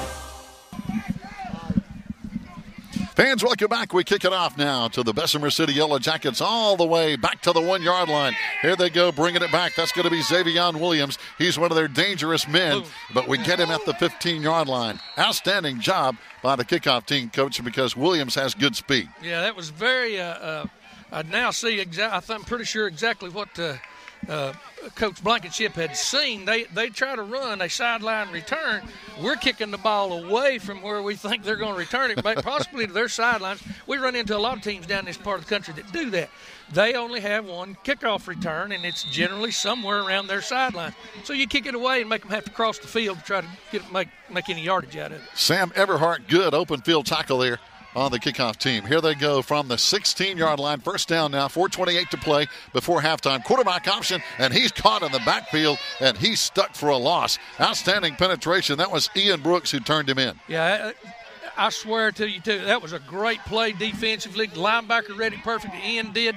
Ian saw it the whole time, but if they're not moving before that ball snapped, then I've never coached a day on the football in my life. Watch this left tackle, number 60. He's a great offensive lineman. I know he's quick, but he's not that quick. Yeah. Here he goes again. Yep, he sure did. We stuck him again right at the line of scrimmage at the 15-yard line. Good play again. Wow. All them Maroon helmets. Now we got to watch for this boundary. Now the boundary or throwing the football. We got to protect the boundary and make sure that we got depth. That was Nolan Brown on that last tackle. Now they're going to call a timeout. They call a timeout. So with 3:36 to play, Coach, they're looking at a tough situation here now because if they don't convert, they got to kick it back to us again. Pull it right back to us, and we'll have time to do the same thing. Pull it on them again. And now they realize, hey, we run it pretty well, but we can throw it too, and that's something that gives us, I think, an advantage over them because their passing game not quite as good as ours. No, it's not, and they'll have to learn to respect that run. And very smart move by Coach Marr and Coach Blankenship and the coaching staff to say, okay, we drove the ball down here with our jumbo package. They were able to swamp us with that jumbo package by slanting them defensive linemen. Let's take that slant out of it. Let's put the ball in the air here a little bit. Yeah, they can run. Yeah, they're athletic, but we are too out there. So let's just match up and see what we can do. So now, after the timeout, they come back on the field. They're looking at 3rd down and almost 11 to go. Line of scrimmage is just about the 15-yard line on our end of the field. You can tell if you're watching this on the video how much better we can see from this angle on our end of the field as opposed to the other end. Now they got no tight ends, 2 splits, 2 wing backs, and a fullback. Going to go in motion, straight drop back. Hanging it out there. It's going to be picked again. Almost again. That ball hung up in the air a long time. Same read right there. Exactly. The corner sees it, opens his hips up. He sees the ball lofted up in the air like that, and he's breaking back, and he almost just had it. That'd been another pick six right there. I mean, that would have been. That was really, really close. Good coverage over there again by Holden Petty, Dylan McLeod over there. Number 8, number 9 doing an outstanding job on the sideline. I believe that was Dylan over there that time. Yep, sure was. And these corners are doing a great job of reading that quarterback. And their quarterback is back in punt formation now. Long count this time. And he gets it away. End over end punt this time. Not real deep, but again, it takes a huge roll for the Yellow Jackets, and it's going to be up near midfield. And we'll get the football back with still 3:18 to play, so our defense is really doing a good job, Coach. Yeah, they're if we can stay consistent like that and not let them get on the edges with us, that's where they hurt us. And, of course, we were helping their cause by giving them the football in such great field position. And the whole first 3 or 4 minutes of the first quarter, it would just see how many times each team was going to put the ball on the ground. It's like somebody had greased those balls up or something. But it seems like they've settled down now some, and we're hanging on the football better. But anytime you're facing a slant front like that, and you're trying to run the option at the line of scrimmage, those helmets pop through those gaps. And that ball, if a helmet hits it, they don't have to tackle. All they got to do is hit that football with their helmet or their shoulder pads, and it's going to pop out. Yep, it's going to come out, and that's what happened. As their only score was basically we gave the football up in the red zone. Here comes Breyer in motion to the right. Slanting left this time. Brody looking downfield. Here it is up in the air. Breyer wide open. There he is again. Hang on to it. At the 20. At the 15. At the 10. They finally gained tackle and down at the 7-yard line, but Breyer was wide open again. Yeah, they were swatting at that football. I'm over here trying to coach. I got to shut up. I'm not coaching anymore. But they were trying to knock it loose. That's all they were doing. They were swatting at that ball, trying to get him to spit that ball up. And meanwhile, he's dodging them and cutting in and out of them. And there again, they may be athletic, but there's only so much they can do out there when you put him and Seth Parker out here to the wide side of the field, and you're going to try to play man coverage on him. That's how he got so wide open. He literally turned that defender around. He didn't have a clue where he was. Here we go at the 8-yard line. There's a slant front. Brody under center, hands off. There we go. Here goes Ian in the end zone. Touchdown, Maroon Devils. Good run and good blocking up front. Yes, sir. They slanted to the wide side. Coach Marr realizes he's looking to see where those players are lining up. He knows which way they want to slant now. We're running the veer right to the backside of that slant before the linebacker can get over the top right then. And 22 couldn't get there in time to take the dive. Ian Brooks again playing tough. This kid's only a sophomore, but he brings a lot of intensity to the game. Now for the point after. And that's been the difference. We had a 7-6 lead. Now let's see if we can make it 14-6. Breyer holding. Holden kicks it up. Well, I tell you, he's kicking the ball well, and he boots that one through. Yeah, he's as consistent as he's been all year right now. And our Maroon Devils now got some momentum back on our side of the field. We're holding on to the football, Coach, and that's the big difference right now. Makes all the difference in the world when you're not giving it to them on your side of the field, not putting yourself in bad situations by the ball being on the ground and you trying to recover it and running backwards and just mishandling punts, things like that. Once you settle down and get that out of your system and start playing with confidence again, and that's what we're doing. And we're scoring in a hurry because we got the football with 3:18 left in the first half, and we used all of 33 seconds. It's now still 2:45 left. Yeah, and like I said, they're hanging their hat over there on they've been successful with what they've been doing up there, but when you get against a coaching staff sometimes that understands what you're trying to do and doesn't just be stubborn about it and say, well, we'll just run our offense no matter what you do up there, then you can find yourself in trouble. So now we're going to be kicking it back again. We've got to watch out for their man over here. We're talking about Waylon Bell, number 7. Also, their best kick return man is number 6. He's in the middle. Xavion Williams, 5'10", 150, and he can fly. Yeah, we may move this one around right here. I think they're going to spray it around different places. Yep. Right, coming back here to the corner again. Here comes Xavion at the 1-yard line again. Out to the 10. The field, headed towards his sidelines again. Out to the 15, out to the 20. There he goes, right up the middle in traffic, weaving his way through, and nobody's going to catch him. Nope. He's the dangerous man we were talking about. Coach, he got it at the 1. He goes 99 yards. Yeah, they just pretty much trap blocked us all the way across the field. Once he got to the far hash mark, he turned upfield, and all I could see was the backs of their jerseys, and they were trap blocking toward the outside, which is a heck of a plan. It really is. And he's the guy, he had not as nearly as good as that one, obviously, but again, Williams, number 6, is he's the guy you got to clamp down in a hurry. Yeah. Good speed, and we saw him weave his way through traffic. And again, once he got out onto the open highway, it was all over. Yeah, once he hit the jets, we didn't have anybody out there really could stay with him. So here they're going to go for 2 again. They got 2 splits. They can tie it up right here. Yeah, they don't have enough personnel on the field. Yeah, they're going to have to make sure they're on the same page with 2:27 to play. They use a timeout. I think they're going to have 1 left after this, but they're going to line up and go for 2 every time. And, Coach, if they convert a few of those, that adds up. Oh, yeah. It's the great equalizer. Yeah. And it's also, if you stop them and you can keep them out of there 2 or 3 times on 2-point conversions and you're just kicking your extra points, that could be the game breaker, too. No doubt about it. Right now, our Maroon Devils lead 14-12. And as you mentioned, if we can stop them on this conversion, we take that 2-point lead potentially into halftime. But the way we've been scoring here with 14 points in a hurry, who knows? We're going to get the ball back. Yeah, it went from a fumble fest to a scoring fest. It did. Real quick here in the span of about 4 minutes. Yes, it did. And we have been scoring quickly on that good pass play from Brody to Breyer. So now we get back on the field defensively, and they're going to line them up and try to go for 2. Temperatures probably down in the low 40s right now here at Bessemer City. Feels real good. It does. It's football playoff weather here. Wasn't too long ago, sweat was dripping off the end of her nose. Exactly. About this time of the game. Crazy, crazy season. All right, quarterback under center, turns. He's going to run the option. He's going to cut it back inside himself, but he does not get in. Nope. Wow, good penetration. All right, we still got 2 minutes, 27 seconds. This score fest may not be over yet. We'll see here in a minute and see what we can do on the kickoff. They're going to lay that ball down again and try to squib kick it down through there. And if the right one picks it up and we can get the ball at least to midfield or a little bit more, then some good things could happen.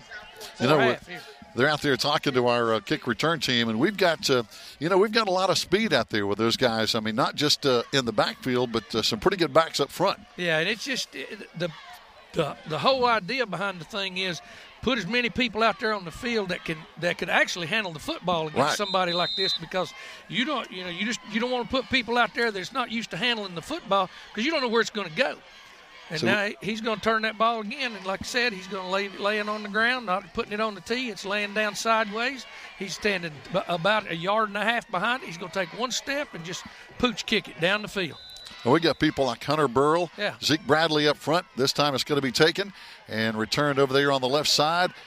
They're going to forces to the sideline, but still a pretty good return over there. This time that's going to be, that's Ian Brooks. Yeah. Ian got what he could right there and was going to try to bring the ball back out in the middle of the field, got tackled right there. And, so if we just got to find our way down the field here with 2 minutes and 20 seconds left to go. Yeah, we still got plenty of time, 2:20 to go. I think we still have at least one timeout, maybe two left as Brody looks to the sideline to get the offense ready to go. Got a personal foul against us. Oh, wow. That's going to back us up. I don't know wonder what that was. I didn't see anything. Yeah, I didn't either, Coach. I don't even when the flag come out. Now that hurts. Yeah, that backs us up from about up near the 35, between the 35 and the 40. We're way back downfield now, back near the 20, 25-yard line. Yeah. It's the cat's out of the bag now. They're going to play man free now. They got man underneath, playing two free safeties. They're expecting us to throw it every down, and this may be a good opportunity for us to get the football out and run it some. We're going to throw this one. Brody out into the secondary, gets a pretty good run on this one as Brody looked downfield but decided to tuck it and run. And that's going to make them respect that a little bit too. Yeah. They're watching our personnel now. They're watching very close from on the field and their sidelines to see who we bring on the field to see if we're going to spread the field out. They're going to go, looks like again, to their man-free coverage. No, they're going to go straight man this time. One linebacker in the set. Brody looking, firing down the right side line again. It's going to be up for grabs. He overthrows Seth Parker this time. There was contact and no penalty flag. Yeah, that was close. I mean, he was coming over his back. It could have gone either way. Yep. Now this young man is going to show out to our fans a little bit. Oh, yeah. And he's their tall defender. We were talking about Jay Sadler, number 4, who is 6'4", so he can try to cover our tall receivers. Oh yeah, he's been out there. He's been in man coverage all night long. He's going to switch over now. Yeah, wherever Parker goes, that's where he's going to go. Yeah, he's over there with him on the far sideline on the wide side of the field. Brody now back in the shotgun again with 1:38 to play. Brody looking to that side, has pressure, fires, and it's going to be on one hop. It's going to be out of bounds. Contact over there again, but no flag. Yeah, and Seth broke off on the inside there, and he was standing there wide open. I don't think Brody saw him because he was moving to his left, but Seth had come to the middle of the field and actually ran a stop route into the middle of the field, and he was uncovered. Wow. They blew that coverage because we had trips over there, and they went straight man, and I don't know where the free safety bailed on them or what. So now we're going to be punting it away on 4th down and 8, a minute 31 to play here. Coming on as Tanner Wiggins. And here's their same guy back deep. That's number 6, Xavion Williams, who returned at 99 yards a minute ago. Got to be careful with him. Tanner, nice punt. Good hang time. Williams back deep. Fair catch. And he's got it at the 41-yard line where they'll have it now with a minute 22 to play. Yeah. And we'll see from right here what their plan is with a minute 22. I can't see them doing anything real fancy. They might try to hang it up to one of their outside receivers, but I think they'll probably want to. Looks like there may have been a flag back down the field. I don't know. The officials down there talking about something. Yeah, and sportsmanlike conduct against them. Wow. Well, now let's see if that's true. If it was before the punt, it's first down. Nope, they're going to call it against us, I'm afraid.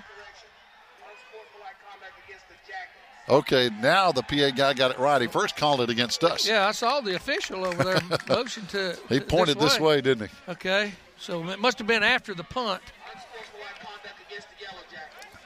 So now they're backing up all the way to the 26-yard line of their end of the field. Yeah, it's according to when the ball was kicked and where the ball was, even to in relationship to the line of scrimmage, as to because if it happens prior to the ball actually crossing the line of scrimmage after the punt, it's a first down for us. So now the Yellow Jackets have the football, 1:22 to play before the halftime, as we lead 14-12. But again, they have the speed, capability of that big play. Can we keep them under control here? 3 wide, got a man in motion. They run to the right side. But again, good penetration there and a good tackle by big Thomas Allen coming up. Good hit on the... yeah, he closed that down right now. He saw it and closed it immediately. They're attempting to cut off everybody, running cut off blocks. That's why number 60 is in motion every time. He is reaching down in there as far as he can, trying to chop block and keep as many defenders from getting down that line of scrimmage. And there he goes again. This time we run to that side. This time the quarterback keeps it, and he pops it outside a little bit. Gets a couple of yards with under a minute to play now. And Coach, you're just going to keep it between the tackles. Yeah, they're satisfied with that. It's their veer game. They feel like that their athleticism will take over in the second half, and whatever type of speed they do have that they've got still on the shelf, we'll be seeing. But I think we've seen about what they can do. This time they got one kind of a wing on the left side. Quarterback turns, hands off to the deep man, and he didn't get a whole lot. There's Ian Brooks and a bunch of guys in the middle of that defensive front to push him backwards. And again in there, that is Logan Loftus, who's been tough in the A-gap. Yeah, and this brings up fourth down. This is interesting here with 13 seconds. So we call a timeout so that the clock gets stopped and force them to do something right here. Either they're going to run the football and we stop it and have a few seconds left, or they decide to try to punt it, in which case Coach Blankenship may decide that he might want to try to go after this one and see if he can block it. But you got to remember that quarterback is back there, and he is. That's always a dangerous thing. He is, and he's their leading ground gainer coming into the game, 858 yards. And but so far tonight, he's run their offense pretty well, but he himself has not been a big threat so far. Well, as much as a veer team as we are, and they practice against themselves during preseason and everything else, it's option teams, unless they run some form of option that you haven't seen, there's plenty of them out there, then to me it used to be just a straight-up wishbone option because they three backs back there, they just had so many different ways they could block you with the backs, and that just gave them an extra blocker, and they didn't have to depend on their offensive linemen as much. So it was always interesting. Here they go. They're going to punt it away. We don't have anybody back now. Breyer backs off just a little bit. Bunch of guys up on the line of scrimmage. Pretty good rush, but a nice punt by Gunner, and this one is going to take a sideways bounce, and they're going to down it with 5 seconds to play here. So we may just come out 4 seconds now, may just come out and hit a knee, but we've got an injured player down, and that's not good. Yeah, I don't know exactly who that is. I'm curious. He was in there almost on the block, and I don't know who it is, but it looks like it may be a leg-type injury. Yeah, he's kind of rolling around. You can tell that really hurts him as the coaches are going out to check on him. And already here goes our certified athletic trainer, Kerry Powell, out to check on him right away. Now he gets up, and looks like that's going to be Big William Paul, who's been our lead blocker on so many plays offensively. Yeah, he's been that lead back when we got in the jumbo set running that isolation. And it looks like it may be an ankle the way he's walking on it. And if it is, that may end his night tonight. But he has been a real plus because we've been running behind him a lot. Well, you're right, Coach, when we had the jumbo package in there.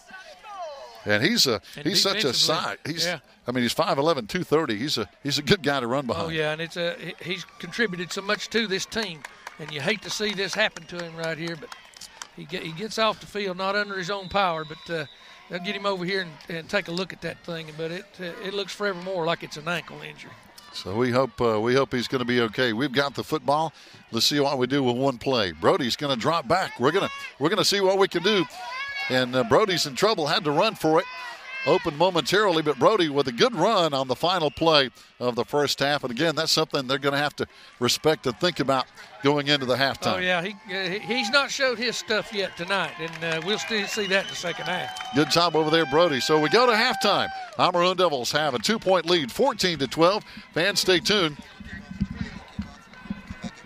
And we'll come back with the kickoff of the second half, so we're going to send it back to the studio. And again, Brandon Dehart, you take it away. We'll be back to get the second half underway. Live from Bessemer City. Stay with us right here on the Maroon Devils Network.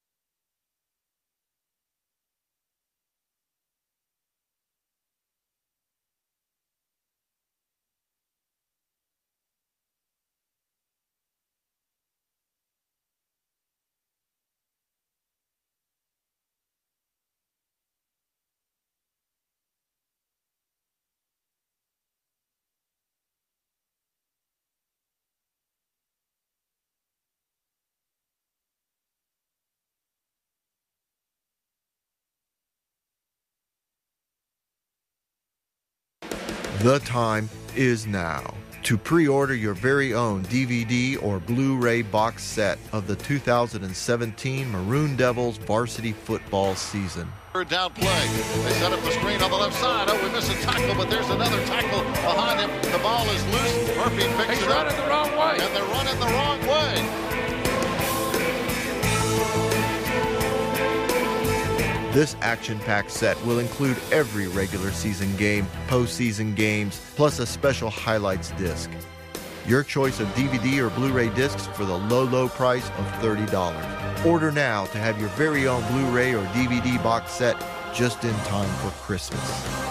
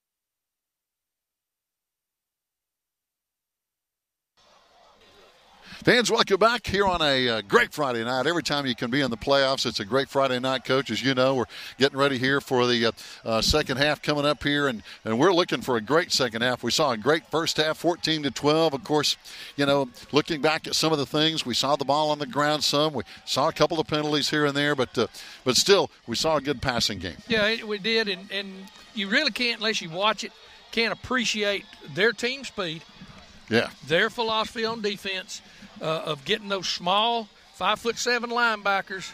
They expect them to make nearly every tackle, and they're getting to the football, and it's to keep those offensive linemen off of them, and to get those linebackers there and let the secondary run. But the problem is for them is when we get in the middle of the field, if you'll notice how many balls we've thrown into the middle of the field successfully, and once we come from the inside out, they lose us. They can't find us, and their linebackers have no pass responsibility. So we end up out there in one-on-one situations, and when their defensive backs get turned around, we're running open. We're doing a great job. You really look back at the first half, and I know, hindsight's always that 20/20 stuff, but, you know, we gave them the football inside the red zone. They score, and then their other score was on a 99-yard kickoff return. So, two plays, and this game is a 14-0 game. Yeah, I can't call the first quarter anything but ugly for us. It really was. It was just ugly.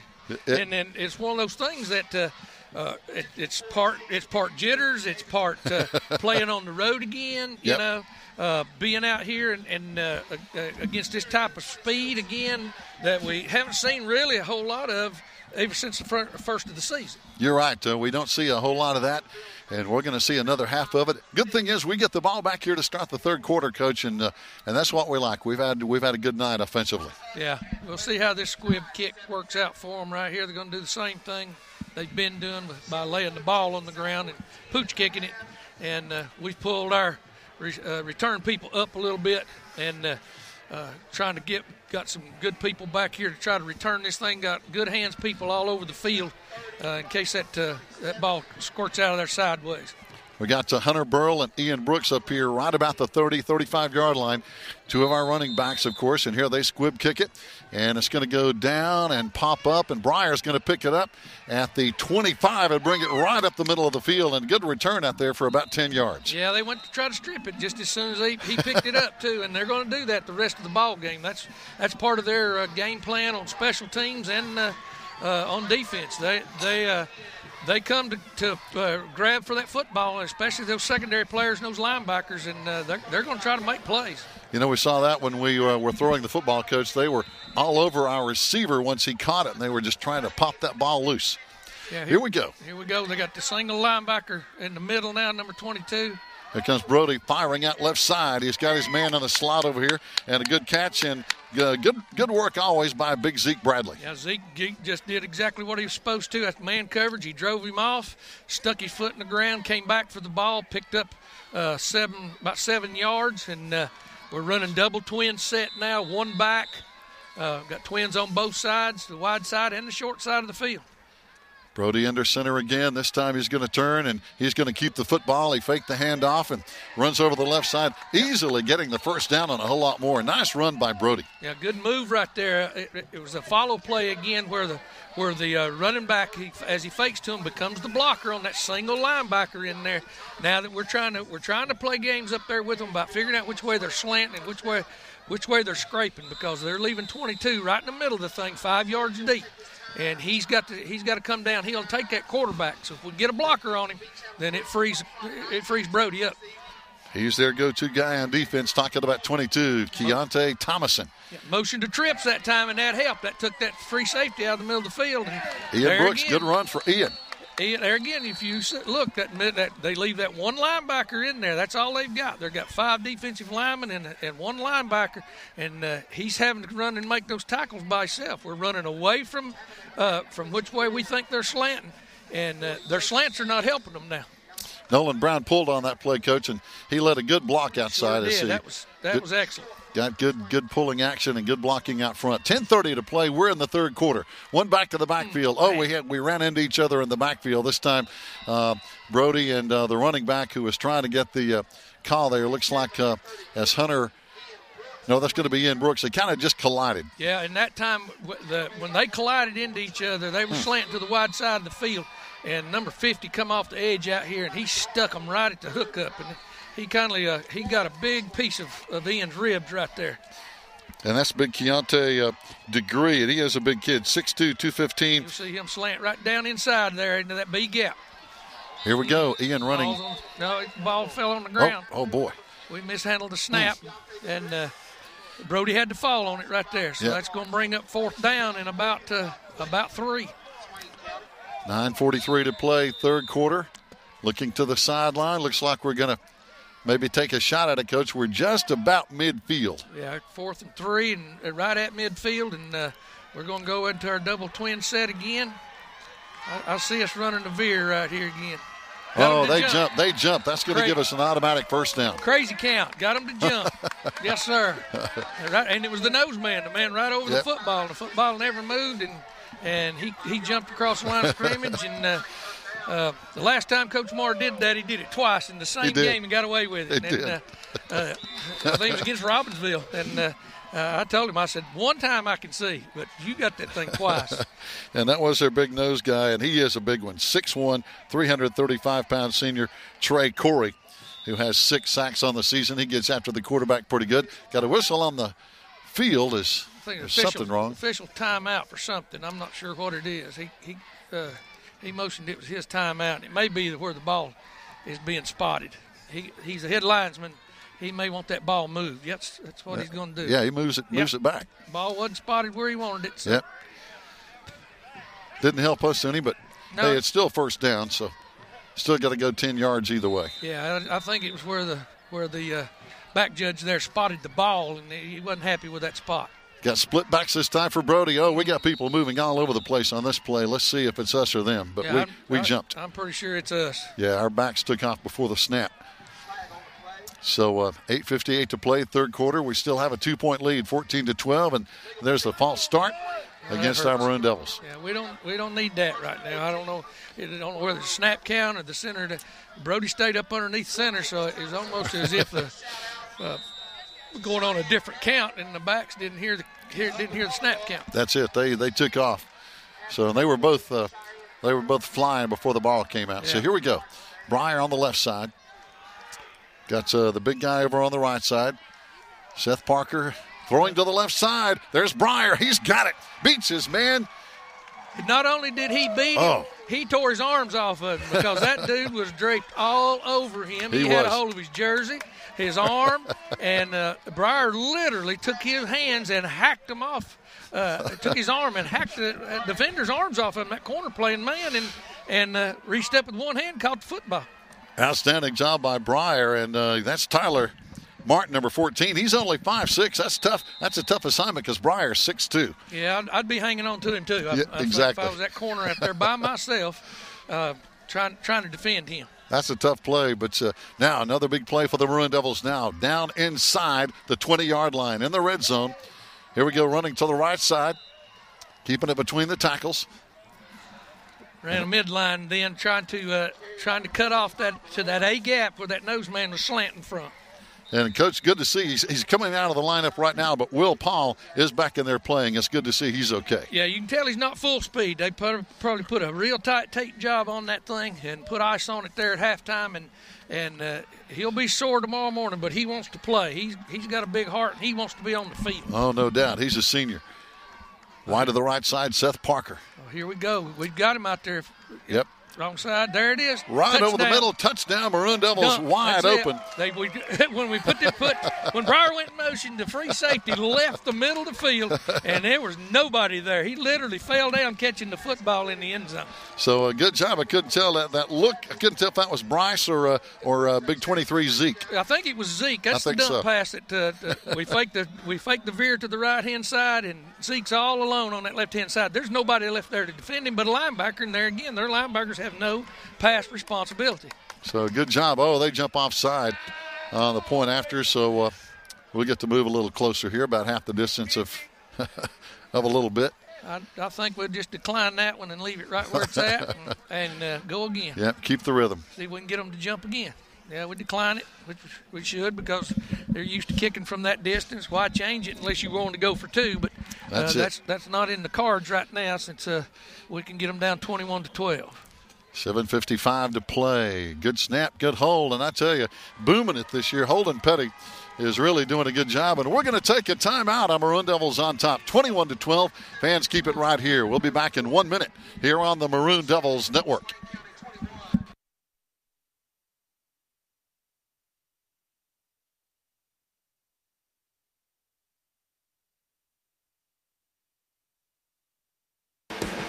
The time is now to pre-order your very own DVD or Blu-ray box set of the 2017 Maroon Devils varsity football season. Third down play.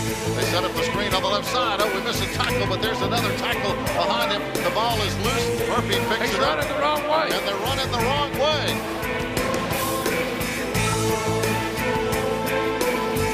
This action-packed set will include every regular season game, postseason games, plus a special highlights disc. Your choice of DVD or Blu-ray discs for the low price of $30. Order now to have your very own Blu-ray or DVD box set just in time for Christmas.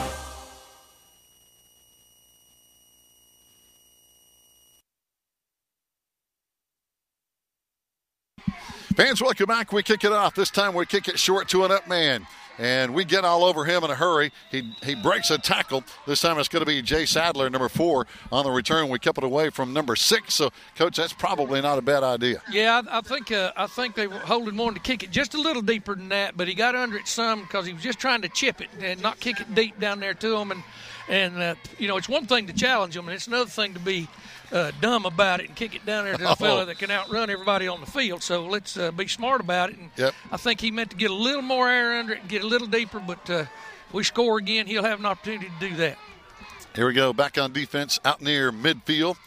This time they're going to run to the left side. This is what they like to do. They run to the left side, but again, good penetration over there. We have a lot of guys stretching that play out. Yeah, we went to the wolf front that time, and that gives us an extra defender to the wide side of the field, and that helped because that's the play that early on that they were hurting us with a lot. That's just a toss sweep to a back in motion out of that double wing set, and they put 2 receivers out there to block to the wide side of the field. And Big Ice Littlejohn, 51, among others over there leading the way. Right now, they only got a couple. 2nd down and 8. Got a man in motion again. And they try to keep it between the tackles. They run, get some good yardage on this one, but looks like still short of the first down. Yeah, they were attempting to run the fullback that time right there, and the quarterback, it looked like to me, kept it and followed him up in there trying to get the first down. But I don't know if it's going to leave him a little short or not. Couple of good stats here, Coach, from Toby Burrell across the field. Brody Bowman is now over 3,000 passing yards for his career, and Briar Yachts over 1,000 career receiving yards with his first half. Right now, Brody on a roll. 8 of 11 passing for 182 yards and 2 touchdowns. Yeah, I knew last week he was close to, Coach Burrell kept mentioning he was close to that 3,000-yard mark, and it's good to see him get that tonight. But right now, that's not what's on his mind. I guarantee you. He would take that record right now into next week to get this win. Oh, boy, you said it. No question about that. As they're over there trying to measure on the sideline. We've got a lot of folks trying to keep up with us down the line as we're broadcasting live here on the Maroon Devils Network with the audio and also on WBHN back at home. And did they get it? I've yet to see a signal. I never did see a signal either. I can't see it that far across the field. Yeah, Joe said it's good, so it's going to be a first down, Maroon Devils. I'm sorry, first down, Yellow Jackets. Yeah. Since they have the football, I think that's the way to go. Most of the time it is. The team with the ball gets the first down. I'm just guessing, Gary. I'm just guessing here. I think you guessed right. Here they go. First down and 10, 6.5 to play in the third quarter. We lead them 21-12. They got 2 backs in the backfield. One guy goes in motion again. That's 24. Throwing it down the left side. Oh, he had a step on us, but he's mad because they overthrew him. Yeah, he's the one. He shows his emotions out there. Number 4 does quite a bit. Yep. He likes to talk to the crowd, and he's still doing it. Yeah, he's talking to both crowds now for some reason, but. He's a big target out there at 6'4". Yeah, he blew by us there in a hurry, and I'm not real sure. I couldn't see across the field exactly where he was lined up at, but he's motioning for somebody to come in for him, and he's going to take himself out right now. Yeah, get a little oxygen there and get back in the ball game. Here they go. 2nd down and 10 now after the incomplete pass. Clock stopped at 6:25. And again, their number 1 athlete is going to be Bruce Gunner. He's under center. He pitches it out to the right side.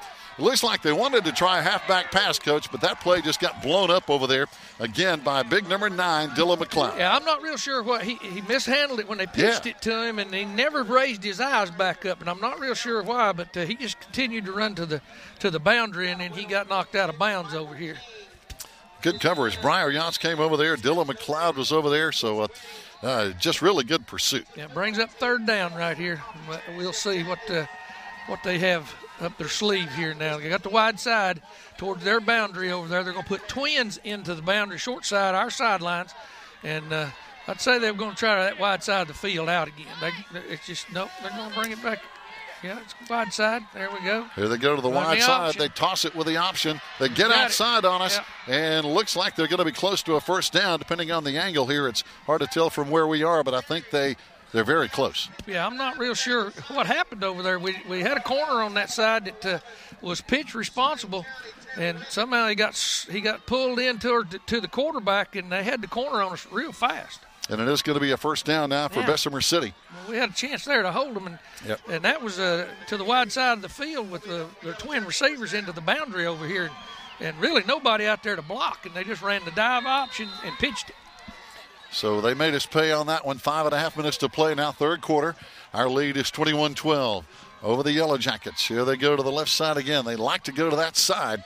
And this time we push them backwards. Ian Brooks over there, I tell you what, he's playing a heads-up game. Yeah, somebody's dinged up over there a little bit. Quarterback kept it that time. He it was basically the same play they just ran, and he didn't have a pitch back. It was just a dive in him, and he was going to pull it and run with it to the corner and didn't get there. He was after him. Also, big Nolan Brown was after him, so good penetration. They got a yard, actually. 2nd down and 9 coming up now. And I tell you, Coach, this has been a fast game. We're already under 5 minutes left to play in the third quarter. Yeah, somebody's limping around out there, and I'm not real sure whether that's something we need to. Yeah, I'm still not sure Will Paul is 100%. Yep. Is this the ball's on the ground. We got it. We got it. Quarterback tried to pull it back in. He tried to pull it on the hook up and step around the edge, and the ball just fell straight down on the ground. We end up with it. Maroon Devil football, not sure who recovered that, but looked Ice Littlejohn was around it, among others.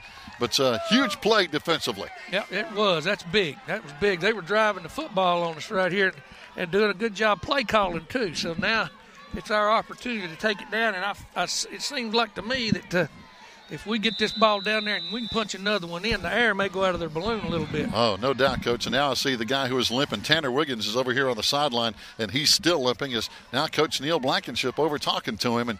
And boy, Tanner's a big part of this team. Yeah, he is, and we got to get him going. I don't see him sitting down to get – he may have just got kicked or something, or he may have already an injury that he's nursing. We got stacked twins over here running the option. Brody cuts it back up inside, and of course, there's that magic linebacker again. Oh, 22. And he's all over the field. You can't get to him to block him. He's 5 yards deep, and as soon as the ball snapped, he's coming downhill one way or the other. Every which way a quarterback opens up or when he sees movement from the line of scrimmage, he's flying down the line of scrimmage. And he, again, 5'7", 140, real quick, 106 tackles coming into this game. He's their number one guy. Split backs again behind Brody. Long count by Brody now as he turns. He's going to run to the other side. Here he goes. Good yardage, and it's going to be another first down for the Maroon Devils. And he dropped the football. Yep. They get it back. They were tearing at the football as soon as he got to the line of scrimmage. And they got it back, Coach, so we swap footballs here on this series. Man alive. Yeah, they just literally ripped it right out of his arms over there again after a big run right there. And great run. That was we had them pegged right. The way they were slanting, we cut them off. Brody pulls the football, gets to the edge, and then gets stripped of it as he gets downfield. And, Coach, you can tell that's something they work on a lot because they're doing it all the time. They're doing it every down. We've got the football, and there again, it's up to us. We got to discipline ourselves. We cannot let them tear that ball loose, and that means both hands on that football tucked up under, and you don't dare let them drag it out. There they go in motion. Again. They moved again. They finally called the kid, number 60, and he's actually 4 yards upfield before the ball snapped. And normally he's only 2. But this time he went a little bit earlier than what he's been going. He's a great lineman. He really is. He could play for about anybody. But now he's not that quick. No. I'm telling you, he's getting off before that snap. He's got a rhythm down with that quarterback, and he's going to make sure he gets off the football before anybody else. And he's been doing it before the ball snapped. He's moving all night. He's a big kid, 6'3", 268. So, yeah, he could play at the next level. Here they go in motion again. They're going to run to that left side again. But, good penetration by the Maroon Devil defensive front. Yeah, Brown that time was standing right there in that running lane, and he tackled everybody that was there. The quarterback, the running back, he hit him on the hookup right then and just tackled the whole crew. His daddy taught him a little, didn't he? So. Yeah. He can do it, too. He's got a wingspan. You don't realize it until you get to stand out there beside him how long his arms are. And he just reached and got them both and wrapped them up and took them to the ground. He's a big kid, 6'1", 265, only a junior. He'll be back next year. This time the quarterback wants to throw. Gunner looks, and there's Nolan after him again. He reverses field. He gets away, trying to find some running room, and he's tough out on the open field, but finally we get some pads on him. Yeah, we finally ended that. He cut back and forth across the field there about 4 different times, and Nolan was chasing him, and that brings up third down in about 9. Or maybe even closer to 9.5. So. Yep, I thought we had him there for a minute, Coach. And he's shifty though. Oh yeah, he's quick as a cat, and he was just about to outmaneuver us right there. But we did a good job of settling our feet and not just taking shots at him. Earlier in the year, we'd had a lot of players just taking shots at him and missing him. But right there, we settled our feet down and got in front of him and just hemmed him up. We didn't try to kill him. We just hemmed him up. 2:24 to play, third quarter. Here they go on third down and 9. Sweep again. They try that same sweep to the left side. They like to go to that left side, Coach, but we stop it way short. Well, see, they can pull that number 60. He can leave a little early, as he normally does, and he's a lead blocker. They just pull him out there and just let him run and try to pick on the defensive backs. And right then, the running back decided he's going to cut it back up in there, and our linebackers were filling the alleys real quick, and we tackled him right at the line of scrimmage. He didn't get nothing out of it. So now here's an opportunity for them, if they're going to fake it, would be right here. So now Breyer dropping back, and again, as we've mentioned, their quarterback is also the punter. Long count here. Long count on the punt. He punts it away. Kicks it high, but not real deep. Get away from it. Get away, get away, get away. Takes our bounce. Good. 35, 36-yard line. So Very again, good. Good Very job by good. the defense again on that series, Coach. Yeah, he shanked that one. We held them right there. They actually didn't pick up a yard that series, and so now we end up with the ball back at about the 36-yard line, and got a minute and 28 seconds left in the third quarter, and this would be a great opportunity. Just take the ball down the field. Just take the ball. Don't get greedy, but hang on to the football. That's it. And like you say, that could really take a lot of air out of their sails here. Here we go, split backs. Brody's going to look to the left side. Middle field. There and he he's is. got it. Oh, ball got knocked loose. And they intercepted it.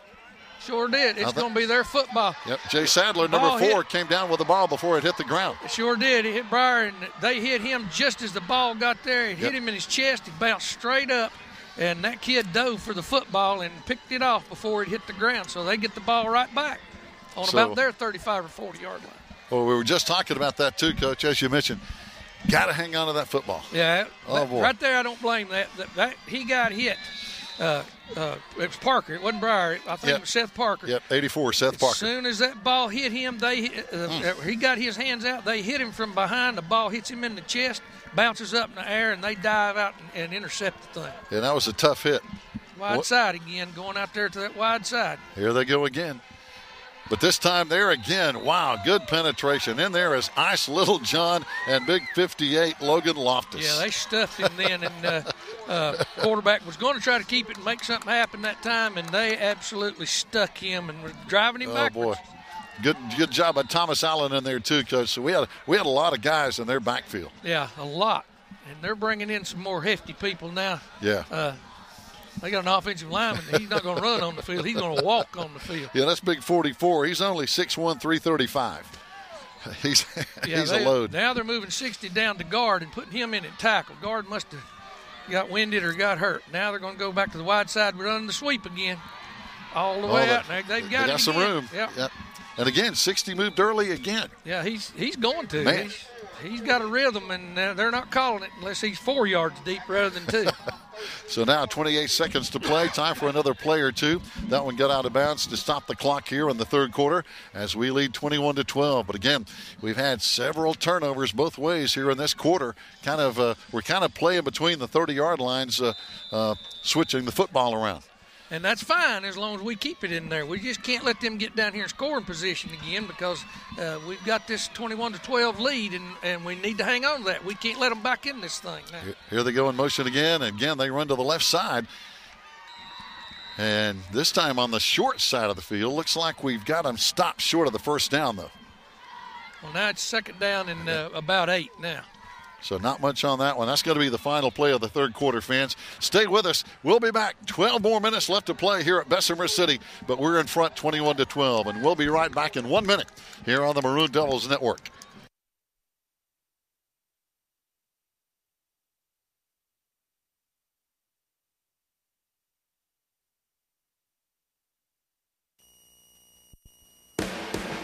The time is now to pre-order your very own DVD or Blu-ray box set of the 2017 Maroon Devils varsity football season. Third down play. They set up the screen on the left side. Oh, we missed a tackle, but there's another tackle behind him. The ball is loose. Murphy picks it up. He's running the wrong way. And they're running the wrong way. This action-packed set will include every regular season game, postseason games, plus a special highlights disc. Your choice of DVD or Blu-ray discs for the low, low price of $30. Order now to have your very own Blu-ray or DVD box set just in time for Christmas.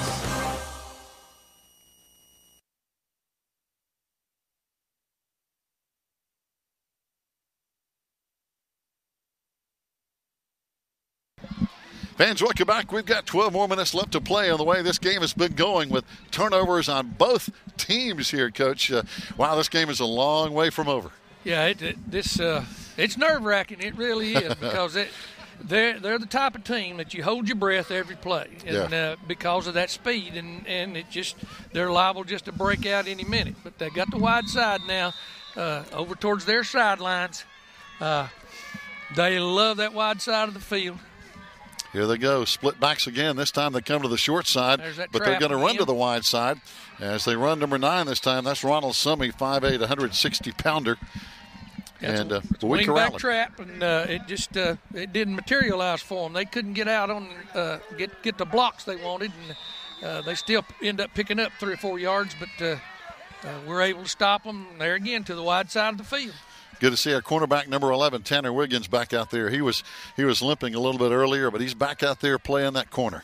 Yeah, they've got him into the boundary now. Normally they would put Tanner out there to the wide side, and I think they're going to leave him in just for these plays like, oh, Lord. Here they get it wide to the left side. They cut it back inside, but Tanner was one of the guys, along with Briar Yance, who cut him back inside, Coach. And thank goodness we had some help coming, because there for a second he looked like he was going to bust it. He blew past the level 2 so fast right then we didn't even see him. And there again, he's short, he's very compact, and he got that football and he went off the edge. He was that was an off-tackle play.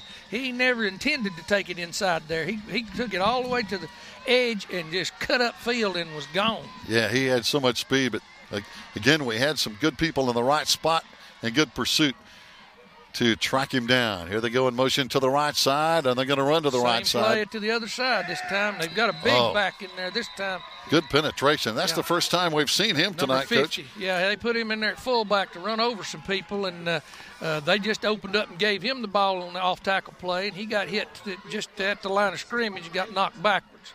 And he's run at some 24 carries, 161 yards. He's averaging almost 7 yards a carry, but he didn't that time. No, it was the same play, basically, just using 2 different backs. Now they bring the other one back in, and I'd look for them to run the same thing. They had so much success with it that time. So now second down coming up, 10:21 to play on the ball game. They need 8. They're on our side of the field. This time they toss it. Here comes a halfback pass. He wanted to, but now he reverses field and goes the other way. He's got the quickness, but a good open field tackle down there by the Maroon Devils, I believe. That was Holden Petty or Dylan McLeod who came up and got him. Yeah, that was going to be the quick pitch pass, and he decided to stop and run it back into the back across the field, and it looks like he may have picked up a first down on it. Yep, got a first down, and now they've got a player down. Looks like he's got a cramp, as they're going to have to come on and help him out now with 10 minutes to play. Yeah, it was. That's just how quick they are. He ran out there at the midfield, looked upfield, saw his receiver was covered, and he just pulled it down and took off back the other way, and he just outran us to the boundary. And again, that's that speed you were talking about, Coach. On any one single play, they can go the distance. That's it. You hold your breath, because it's no longer a matter of strategy or technique or anything. It's a matter that they got people out there that can outrun your people. Yep. And when they can run like that, they run by you, and you try to get yourself and your players in the best position you can get them in. But they can make you look awful bad with that kind of speed. They can, and they're working on the, again, looks like a cramp, and with 10:06 to play. But, of course, the winner of this game, as he gets up now, it looks like he's going to be okay. The winner of this game is going to be playing the winner of Mount Airy and Polk County next Friday night. Of course, Mount Airy has the home field advantage of any of these 4 teams. If they win, they're going to be playing at Mount Airy next week. Yeah, that's we've been there before, too. Yes. And if we can keep these people under wraps right here, right now, and Mount Airy wins, then that'll be a matchup that's happened many times before. Last time we went up there, we froze to death, but we beat them. Yeah. That's the main thing. And Mount Airy, of course, up near the Virginia line. I tracked it, and I think from Bryson City, it's 3.5 hours. So that's just food for thought. But, hey, we still got a long way to go on this one. Yeah, that's if you can get through Asheville in time. Yeah, that's you never know with I-40. No. Oh, boy. So now they're lining him up. Under center again is going to be Bruce Gunner. He's number one. He's the quarterback. He runs the show on offense. And they've got some big boys up in front of him. One back comes in motion again. This time they're going to hand off to the right side, though.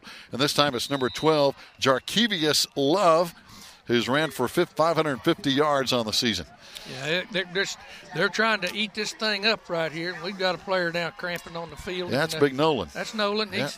It looks like he's got a cramp right now. And they're both teams, they're playing as hard as they can play. And when you start turning it up like this in ball games, things like that happen. Yeah, Nolan's going to have to come out, Coach. Yeah, it jumped on him quick. Once he got back and tried to line up, it jumped on him quick. And, he's going to have to get that cramp out of there and come out of play. Yeah, that's his deal. That'll put you down about as fast as anything. It hurts. You think it's just a cramp. No, that right there will get you. Yeah, you can't function.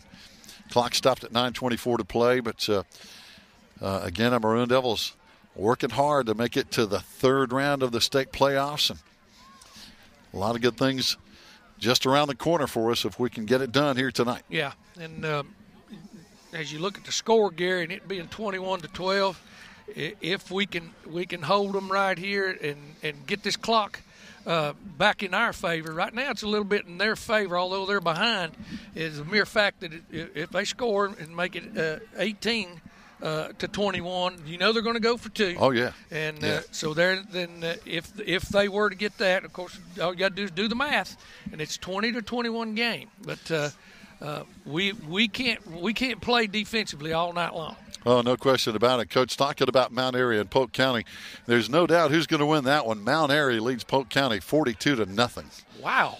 I mean, it's not even a ball game. We kind of saw that last week, didn't we? Yeah, that's exactly what happened when Cherryville showed up. It was we pinned them pretty quick in the first half, and they're still working on Nolan out there right now, and see if we can get him up. See if somebody will have to come in for him, and. Yep, we'll take a break here, Coach, with 9:24 to play. We'll be back in 1 minute. Stay with us. 21-12, Maroon Devils here on the Maroon Devils Network.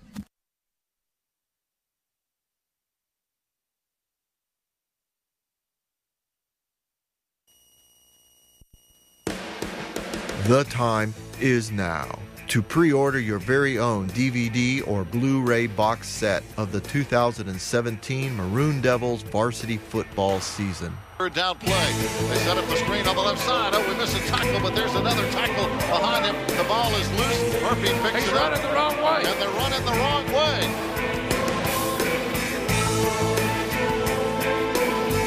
This action-packed set will include every regular season game, postseason games, plus a special highlights disc. Your choice of DVD or Blu-ray discs for the low price of $30. Order now to have your very own Blu-ray or DVD box set just in time for Christmas.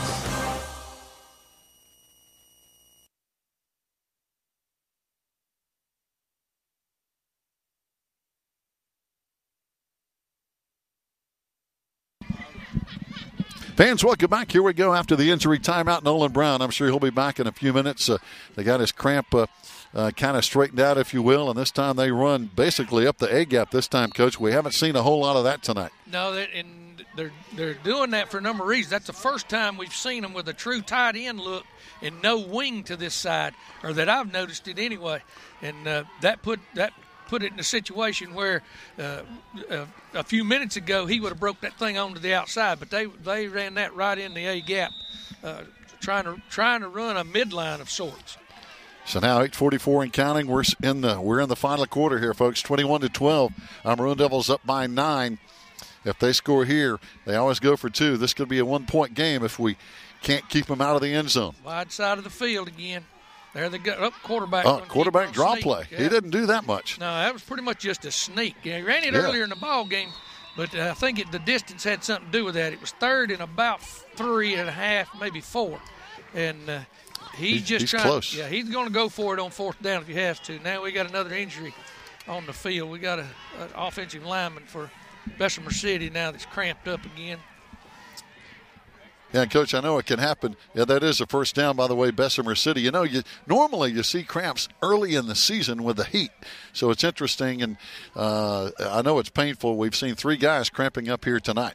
Yeah, and sometimes it doesn't have anything to do with the heat. It's just a matter of their body chemistry. Sometimes if they haven't had enough fluids and all that stuff is involved in it, electrolytes and all that, then they get out there and they get to playing this hard, and they don't really pay any attention to it because they're running in high gear all the time, and then all of a sudden it hits them. So it has a little bit to do with conditioning, I think, but a whole lot of it is just. It's just body chemistry. That's it, hydration, and as you know, and all our fans know, so many of these guys play both ways. They're out there a lot of minutes. Oh yeah, and it's not like they get breaks and in between it, and and then they got backups that come in and spell them for a series or two. No, it's all night long on every. Some of these players never leave the field. No, it's not like the games in college and NFL you see on TV where they have 2 totally different teams. This is going to be one of their big linemen, and that's big Emmanuel Beto, 6'3", 270 pounds, and he walks off. He'll be okay, but boy, that really hurts for a while. Yeah, he sure does, and he's in the same shape that Nolan was in just a minute ago, and so we're waiting till they get back out on the field here with 8 minutes and 4 seconds left to play. They're down there now inside the 10-yard line. Yep. And, First and goal. Let's see if our Maroon Devil defense, and we are so capable of getting it done. Got big Nick Millsaps in there right now taking Nolan Brown's place until he can kind of get his leg back under him. Here we go. 7:52 and counting. They got one back in the backfield. Sneak again, and he's just running in the A gap. And he got some positive yards on that one, Coach. Not the touchdown, but he's moving the ball. Yeah, they're wedge blocking. Means they're all stepped towards the center and just try to drive their feet upfield and let him come right in behind them. There's not a blocking system to it. There's not a scheme to it. There's no man blocking. It's just 100% step towards the football and drive upfield and let him follow that wedge forward. And he's following right behind Big 73, who's 5'10", 305 pounds. And this time they get in the end zone. That should be a touchdown. It is. Bessemer City on the board. That makes it 21-18. That's the fullback running the same play he broke earlier for a big gainer and a first down, coming right off the edge. It's not necessarily a veer play. It's mostly just a downhill power play that he runs right at the offensive tackle's rear end and decides to cut inside or outside. So now they're going to line up and go for 2. We already know. I mean, that's what they do. They don't kick it. They're going to go for 2 to try to make this a 1-point game. Yeah, and if we stop them here, then of course either way, it's gonna be a 1-score game. So the quarterback's going to be under center, trying for 2. We've seen him carry a lot here, especially on this drive. This time he fakes one way, rolls to the right side, looking, firing, got his man. Is he in the end zone? Yep. Yes, it is. 2 points, so it's a 21-20 game.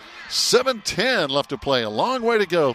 Fans, stay tuned. We'll be back. We got a lot more football coming up here on the Maroon Devils Network.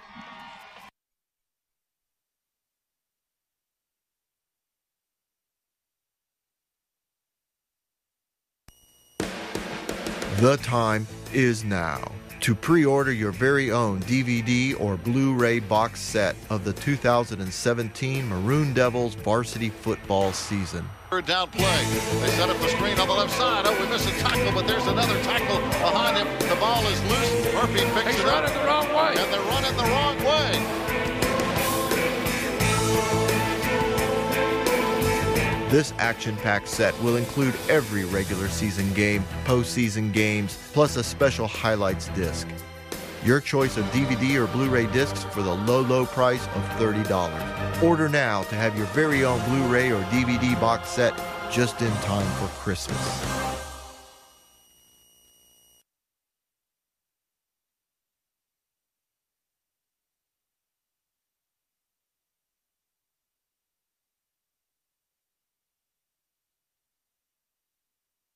Give Joe back. Go ahead. Fans, welcome back. 7:10 to play here. Welcome back on a Friday night. We're going to get the ball back as Bessemer City has just scored to make it a 1-point game. And here they go. Squib kick up front. We fall on it. Good play. That's a smart play and a good job up front there as getting on the ball is Jacob Waldrop. So, Coach, we've got it up near midfield with a lot of time left. Yeah, it's he pretty much was – that was pretty close to an onside kick. I don't think the people on this side of the football were ready for it. One of them had his back turned, and when the kick went, there was very few people going upfield. He stepped up there and kicked it right away.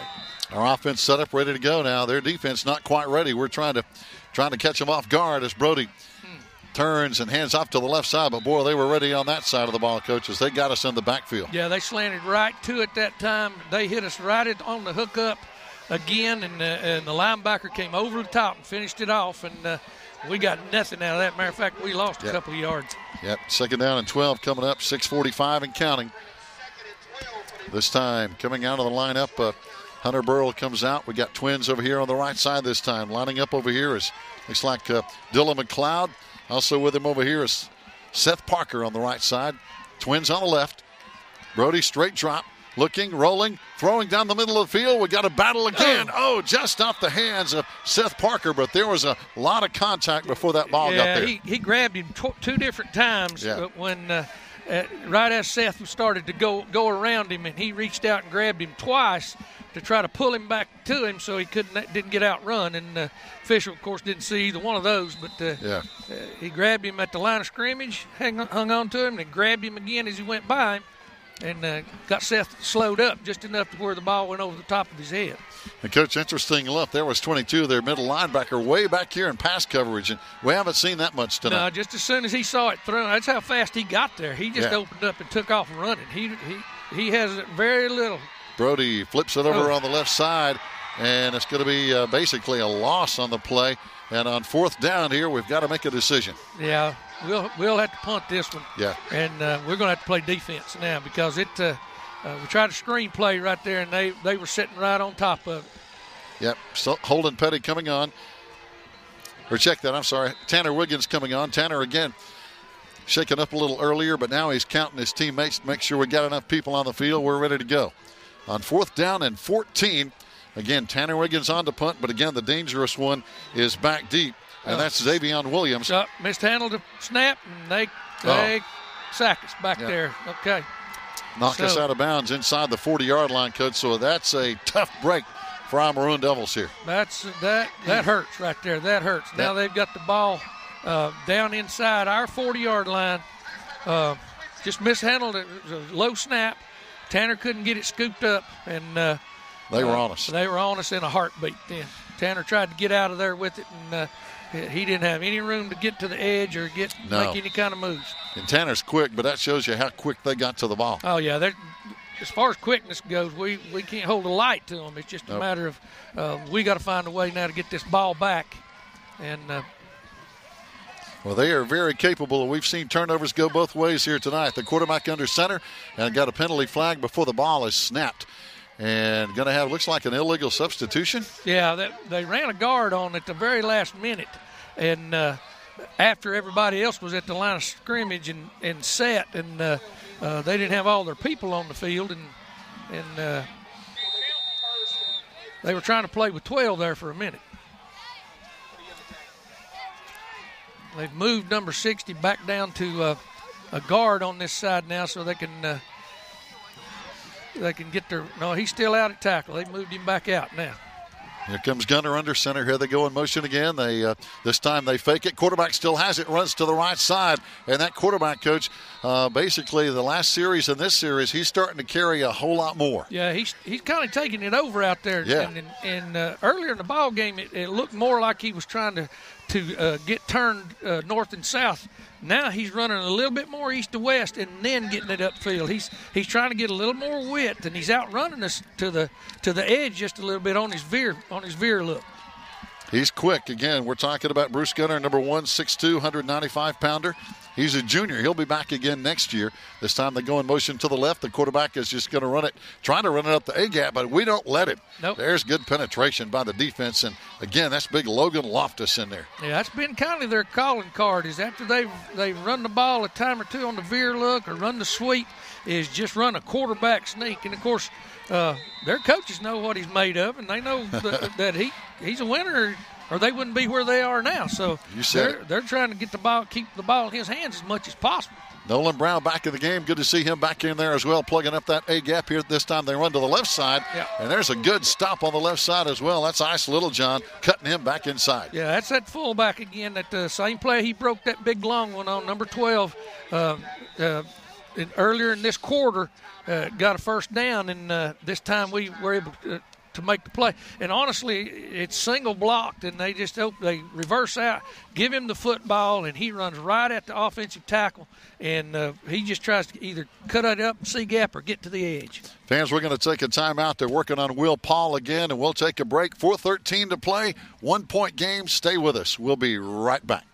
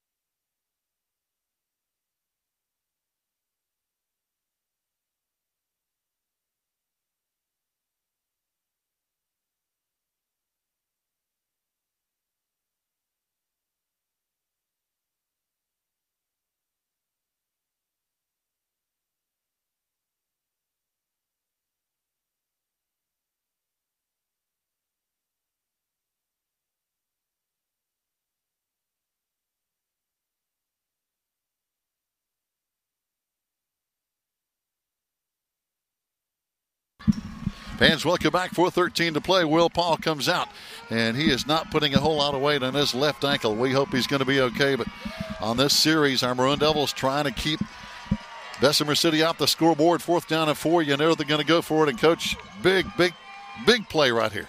Yeah, this is the time where they're going to either turn that quarterback loose or they're going to run that sweep again. Quarterback under center, one man in the backfield. Got a man in motion again to the left side. They're going to go to the left side. Yep. And this time, again, that was their fullback, and I believe he got the first down. Same play they had just run. The exact same play. He went right behind number 60. Yep. And all he does is follow. He goes whichever way 60's rear end, whichever way it goes, he goes. And, Coach, you're right. You talked about this earlier, but 60, Emmanuel Beto, 6'3", 270. He's a pretty good lineman. Yeah, he can play for about anybody, especially if he's getting to jump off the ball like he is right now. This time they pitch it to the right side. Wow, he's got some room out there. He cuts it back inside, and he's in the end zone. Touchdown, Bessemer City. This is 24 who scored their first touchdown of the ball game. Yep. 24, Corby and Hill. They're running the option. They took it all the way to the pitch this time, and when he got out there again, it's that athleticism. He was one-on-one with our free safety, and he just blew right by us. He really did. He started outside, and we had the angle on him. He cut back inside, and that's where we lost him. Yeah, and he just that much quicker than we are getting back inside with the football. 3:35 to play. There's still a whole lot of time. We've seen some scores tonight that have been quick. Of course, here late in the ball game, we've seen some drives really take a while. Yeah, and as you're doing the math again, Gary, if this 2-point conversion looms big, because if they get it and we were able to score, that would bring this thing to a tie if we kick go for one. That's right. There again, who knows? We may end up going for two. 3:30. But if they don't get it, then we win it with a touchdown. You said it. So now they're going to call a timeout to make sure everybody's on the same page, because I'm sure their coaches and players realize how big this 2-point conversion is. Talking about their coach, his name is Larry Boone. And by the way, let's see, North Stanley leads Murphy now 35-34 in that ball game. So, Coach, they talk about dogs. They got a dog fight. I'm telling you, it's the playoffs. That's what happens. Whew. You don't.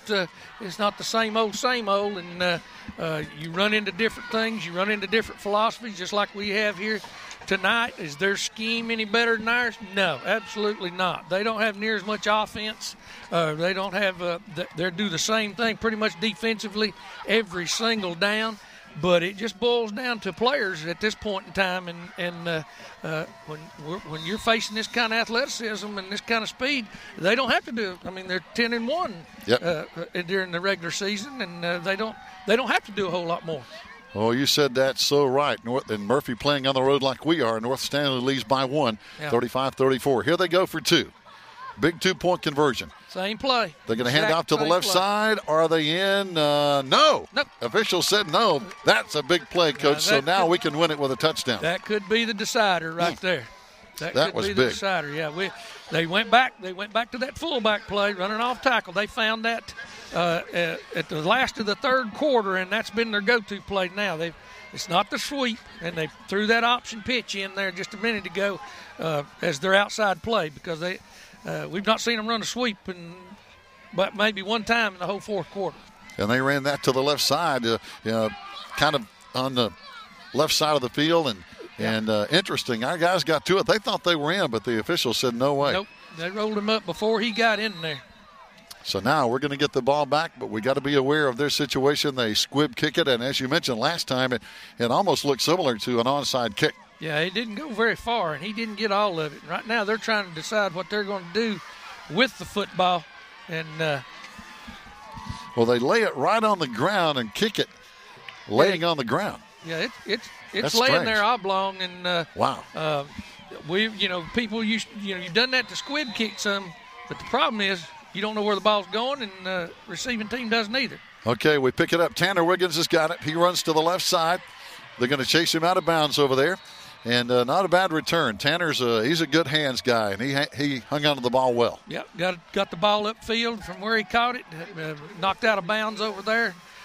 They covered it extremely well, but there again, they didn't really know where to cover it. They don't know where it's going. So now, Coach, as we know, it's time management. We're down by 5, and we realize, hey, we need to score on this drive because we might not get the ball back again. That's it. 3 minutes and 29 seconds. This if we can get a couple of first downs, then we can take this thing. Here we go. Brody under center, rolling to the left, pitches to the left. Hunter Burrell trying to cut outside. He can't get outside. They got to the football in a hurry on that play. There's your quickness. I mean, when you run the option and you pitch it, and 4 of them hit him right about the time the ball gets in his hands, that's speed. You can't make it any faster than that. No, and they were there. That's a 3-yard loss. Second down, and they're going to say 2 yards now. Second down and 12. 3 minutes and counting. I know we have a timeout or 2 left. Check that. Brody's going to be in the shotgun. Straight drop. Right down over the middle, and the ball is knocked away. Almost caught over there by Seth Parker, but they stuck a hand in at the last second. Yeah, all hands in there. I'm telling you, they do a lot of hand fighting in this man coverage. They do a lot of pulling and tugging on you, going upfield, and unless officials standing right there looking at it, it's not going to get caught. So it's and they're good at it, and they've gotten away with it. Their philosophy is, with a lot of these man coverage teams like this, is we're going to get called for some pass interference, but most of the time we're going to get away with it. Well, they put a lot of hands on the ball. We're going to call a timeout now with 2:47 to play, 26-21. As we mentioned on that updated score, North Stanley leading Murphy 35-34, a 1-point game there. Mount Airy blowing Polk County out, so Mount Airy is going to be playing at home next week against one of these teams right here, regardless. Yeah. And it'll be interesting here in the next 2 minutes and 47 seconds. Of course, we've got third down. Robbinsville leading 39-14 in their game. I think Cherokee was up 14-0 in their game. So, hey, right now we're the only Smoky Mountain Conference team behind, but we still have 2:47 left. Well, Murphy's got 1 point deficit. That's right, 1 point. They're behind by 1. So you're right. They're big 1As. Yeah, we've got to make something happen here in 2 plays. So now 3rd down and 12. Timeout. Settle the guys down. Now it looks like Bryce Saint is in the backfield. Yeah, we're going to go out of the shotgun this time, or a pistol set. We've got 3 wide outs. Straight drop by Brody. He steps up. Play. Oh, big pressure. The ball is loose. The ball is loose. And I think we got it. Yeah, we got it back over there. Looks like Chase Hughes that was Chase. Yeah. 52 that got the football back. Boy, that was almost lights out. Yeah, that brings up 4th down. It looked like to me it was going to be a quarterback draw. Number 50 came off the edge, the same fellow they used in the backfield a little bit. He made no attempt to make a tackle. He did nothing but swipe at that football as soon as he got to Brody and knocked the ball out of his hands. Brody never touched the ground. The ball just popped straight out. And they've been doing that all night, Coach. They really try to strip that ball from you. 4th down and 12, fans. 2:04 to play. We've got to convert here, or they get the ball back. Yeah, they go with a 4-man front this time. Brody steps up. Oh, they're going to sack us in the backfield. Brody had no chance. Again, coming in there was number 2. That's Brandon Gunner. Defensive end. He made a swim move to the inside on the tackle and ran a straight shot to Brody, even before Brody could get back there and get his feet set. So a tough break for our Maroon Devils now with 1:50 to play, Coach. They have a 5-point lead, and we know they're just going to try to sit on this football and run out the clock. Yeah, I don't think the timeouts are going to help us right here. I don't even know how many we got left. I know we've used 1. Yeah, I think we have 1 or 2 left. Yeah. I think only 1. Yeah, and if that's not going to help us right here, I don't think they're going to snap the football and probably run a play just to run some more time off the clock. That's it. It takes longer than it does for the quarterback to take a knee. Yeah, this quarterback may not hand it off at all. He may just kind of run around the center and hand it to the fullback. Yep, and he gets stuck. Basically, no gain, but again, they're not worried about first downs. They want to use the clock. Yeah, I believe we took a timeout. That may be our last. Well, actually, they took one. I'm kind of surprised. I swear they did. That surprises me, unless the referee just pointed to the wrong side of the field. That one surprises me. Did, yeah. So he's trying to. They're still trying to get it straightened out. No, now. Yeah, he points to the right side of the field. That's why I thought it was strange. What did I say earlier in the ball game about these fellas wearing these striped shirts? It don't matter where you go. It doesn't matter where you go. Oh, my goodness. I take that back. We've had some good crews. I'll never forget down at Starmount, down here on 321. They were undefeated for 2 whole seasons. We came down, didn't have a snowball's chance, ended up winning with less than a minute left to go in the ball game. We run it in, and the official comes running in, stands over the top of our fullback, which was my oldest son, because he still remembers looking up. He had his eyes closed, and he looked up. The official standing right on top of him, puts his hands up in the air and smiles at him. He said, "Dad, I've never had an official smile at me." He said, "What does that mean?" I said, "He's one of the good ones." He's one of the good ones. And I got a letter from that gentleman. He was an attorney. No kidding. Yeah, he was an attorney in Morganton. And he wrote me a letter about that ball game. He said that was about the most fun he had refereeing a ball game, watching our players play. That's a class act. Yeah.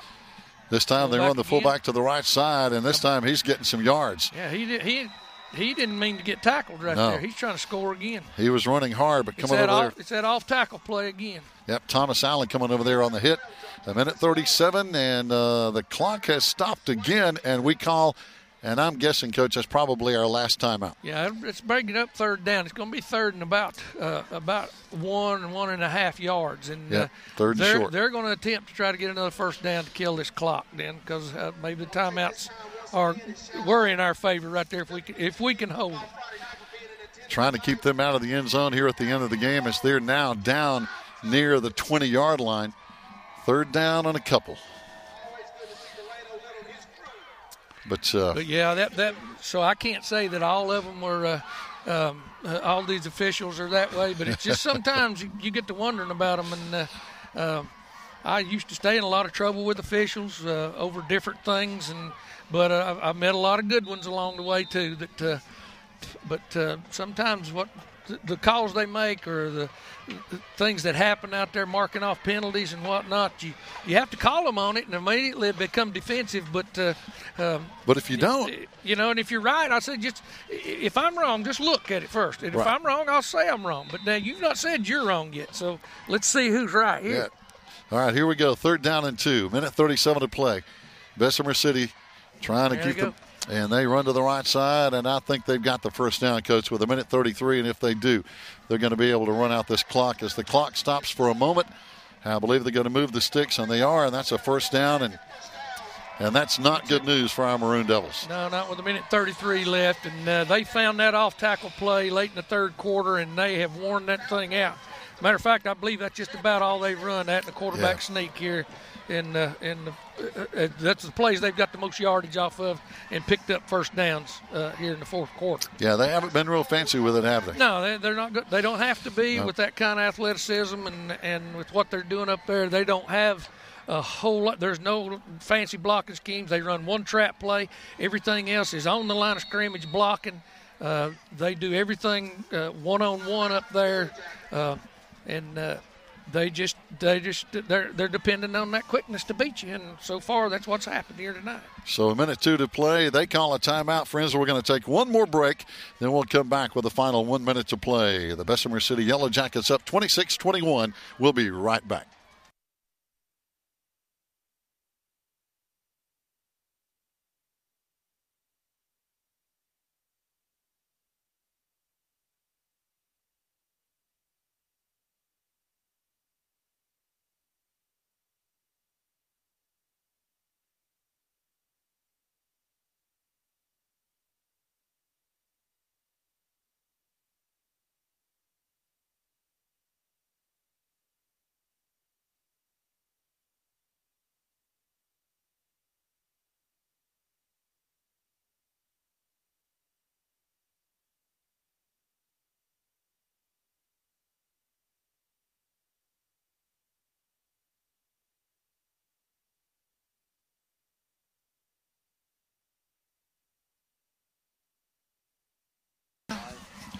Fans, welcome back. 102 to play. The final 102 as our Maroon Devils now down 26-21, but time running out, and now another whistle blows. And I tell you, let's see what the officials are. Well, the line judge has got to come in and respot the ball again, and now he backs out of the way, and we're ready to go. Down to 44 seconds already. The clock never really stopped. And no, it's not. No, it still hasn't stopped. It's not stopped. They just left it running. Yeah. So now they basically just have to run one more play. They're keeping the play clock on the field as they have no play clock here at Bessemer City. So now they only have to run one more play, hit a knee, and this ball game's over. There's the quarterback. He hits the knee, and Coach, they don't have to run any more plays. That's it. That's it, and that's the way it ends for us this season. And I tell you, Coach, that's tough. And the people it's really toughest for, I know the coaches and the fans, but those 16 seniors out there, they've played their last ball game for the Maroon Devils. Yeah, it's a heartbreaker, and there has to be a winner and there has to be a loser. And you hate to go out in the second round like we talked about earlier, but that's what happened here tonight. And we just it was an exciting ball game to watch. It really was. There's times you want to pull your hair out as a fan or whatever, but their athletic ability really made the difference here tonight. We got an updated score. Murphy has taken the lead now over North Stanley, 42-35. That ball game still going on. So Murphy has taken one of their first leads tonight. Cherokee is winning their game. Robbinsville is winning their game easily here tonight. But Murphy and North Stanley, they're in a battle like we are. They're fighting. Yeah, they're in a dogfight over there, literally a dogfight. So no doubt about it. No doubt about it. So. Hey, I tell you what, a lot of Maroon Devil fans made the trip down here tonight, so that never goes away. No, it doesn't, and a lot of long faces as we stand here and watch them file out, and you know how it hurts. It hurts them. It hurts for it to end. It really does. And when your goal is for it to end down there in the show, ever how it's going to end at the big show. Yeah. But you got to play through these playoffs to get there. That's why it's a championship. They don't give it to you, and it's just a tough go.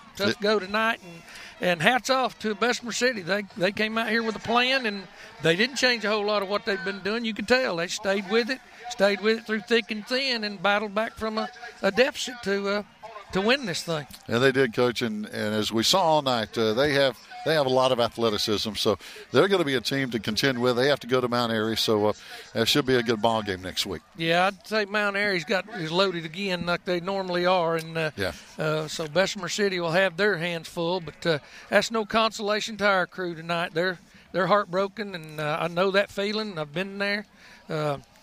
You feel kind of lost, and because now you're going to wake up on Saturday morning and there's no planning. There's no you get with your kids on Monday and you're putting pads up and the hurt's still there, and you're collecting gear and talking to your players, and especially those seniors. Yeah. Because that's the last time they'll be on that field together, and the underclassmen, they won't see those seniors anymore, and it will start falling to them then to be responsible for this program. So it's a heartbreaker, and it's hard it's a hard pill to swallow, and it never goes away. It doesn't.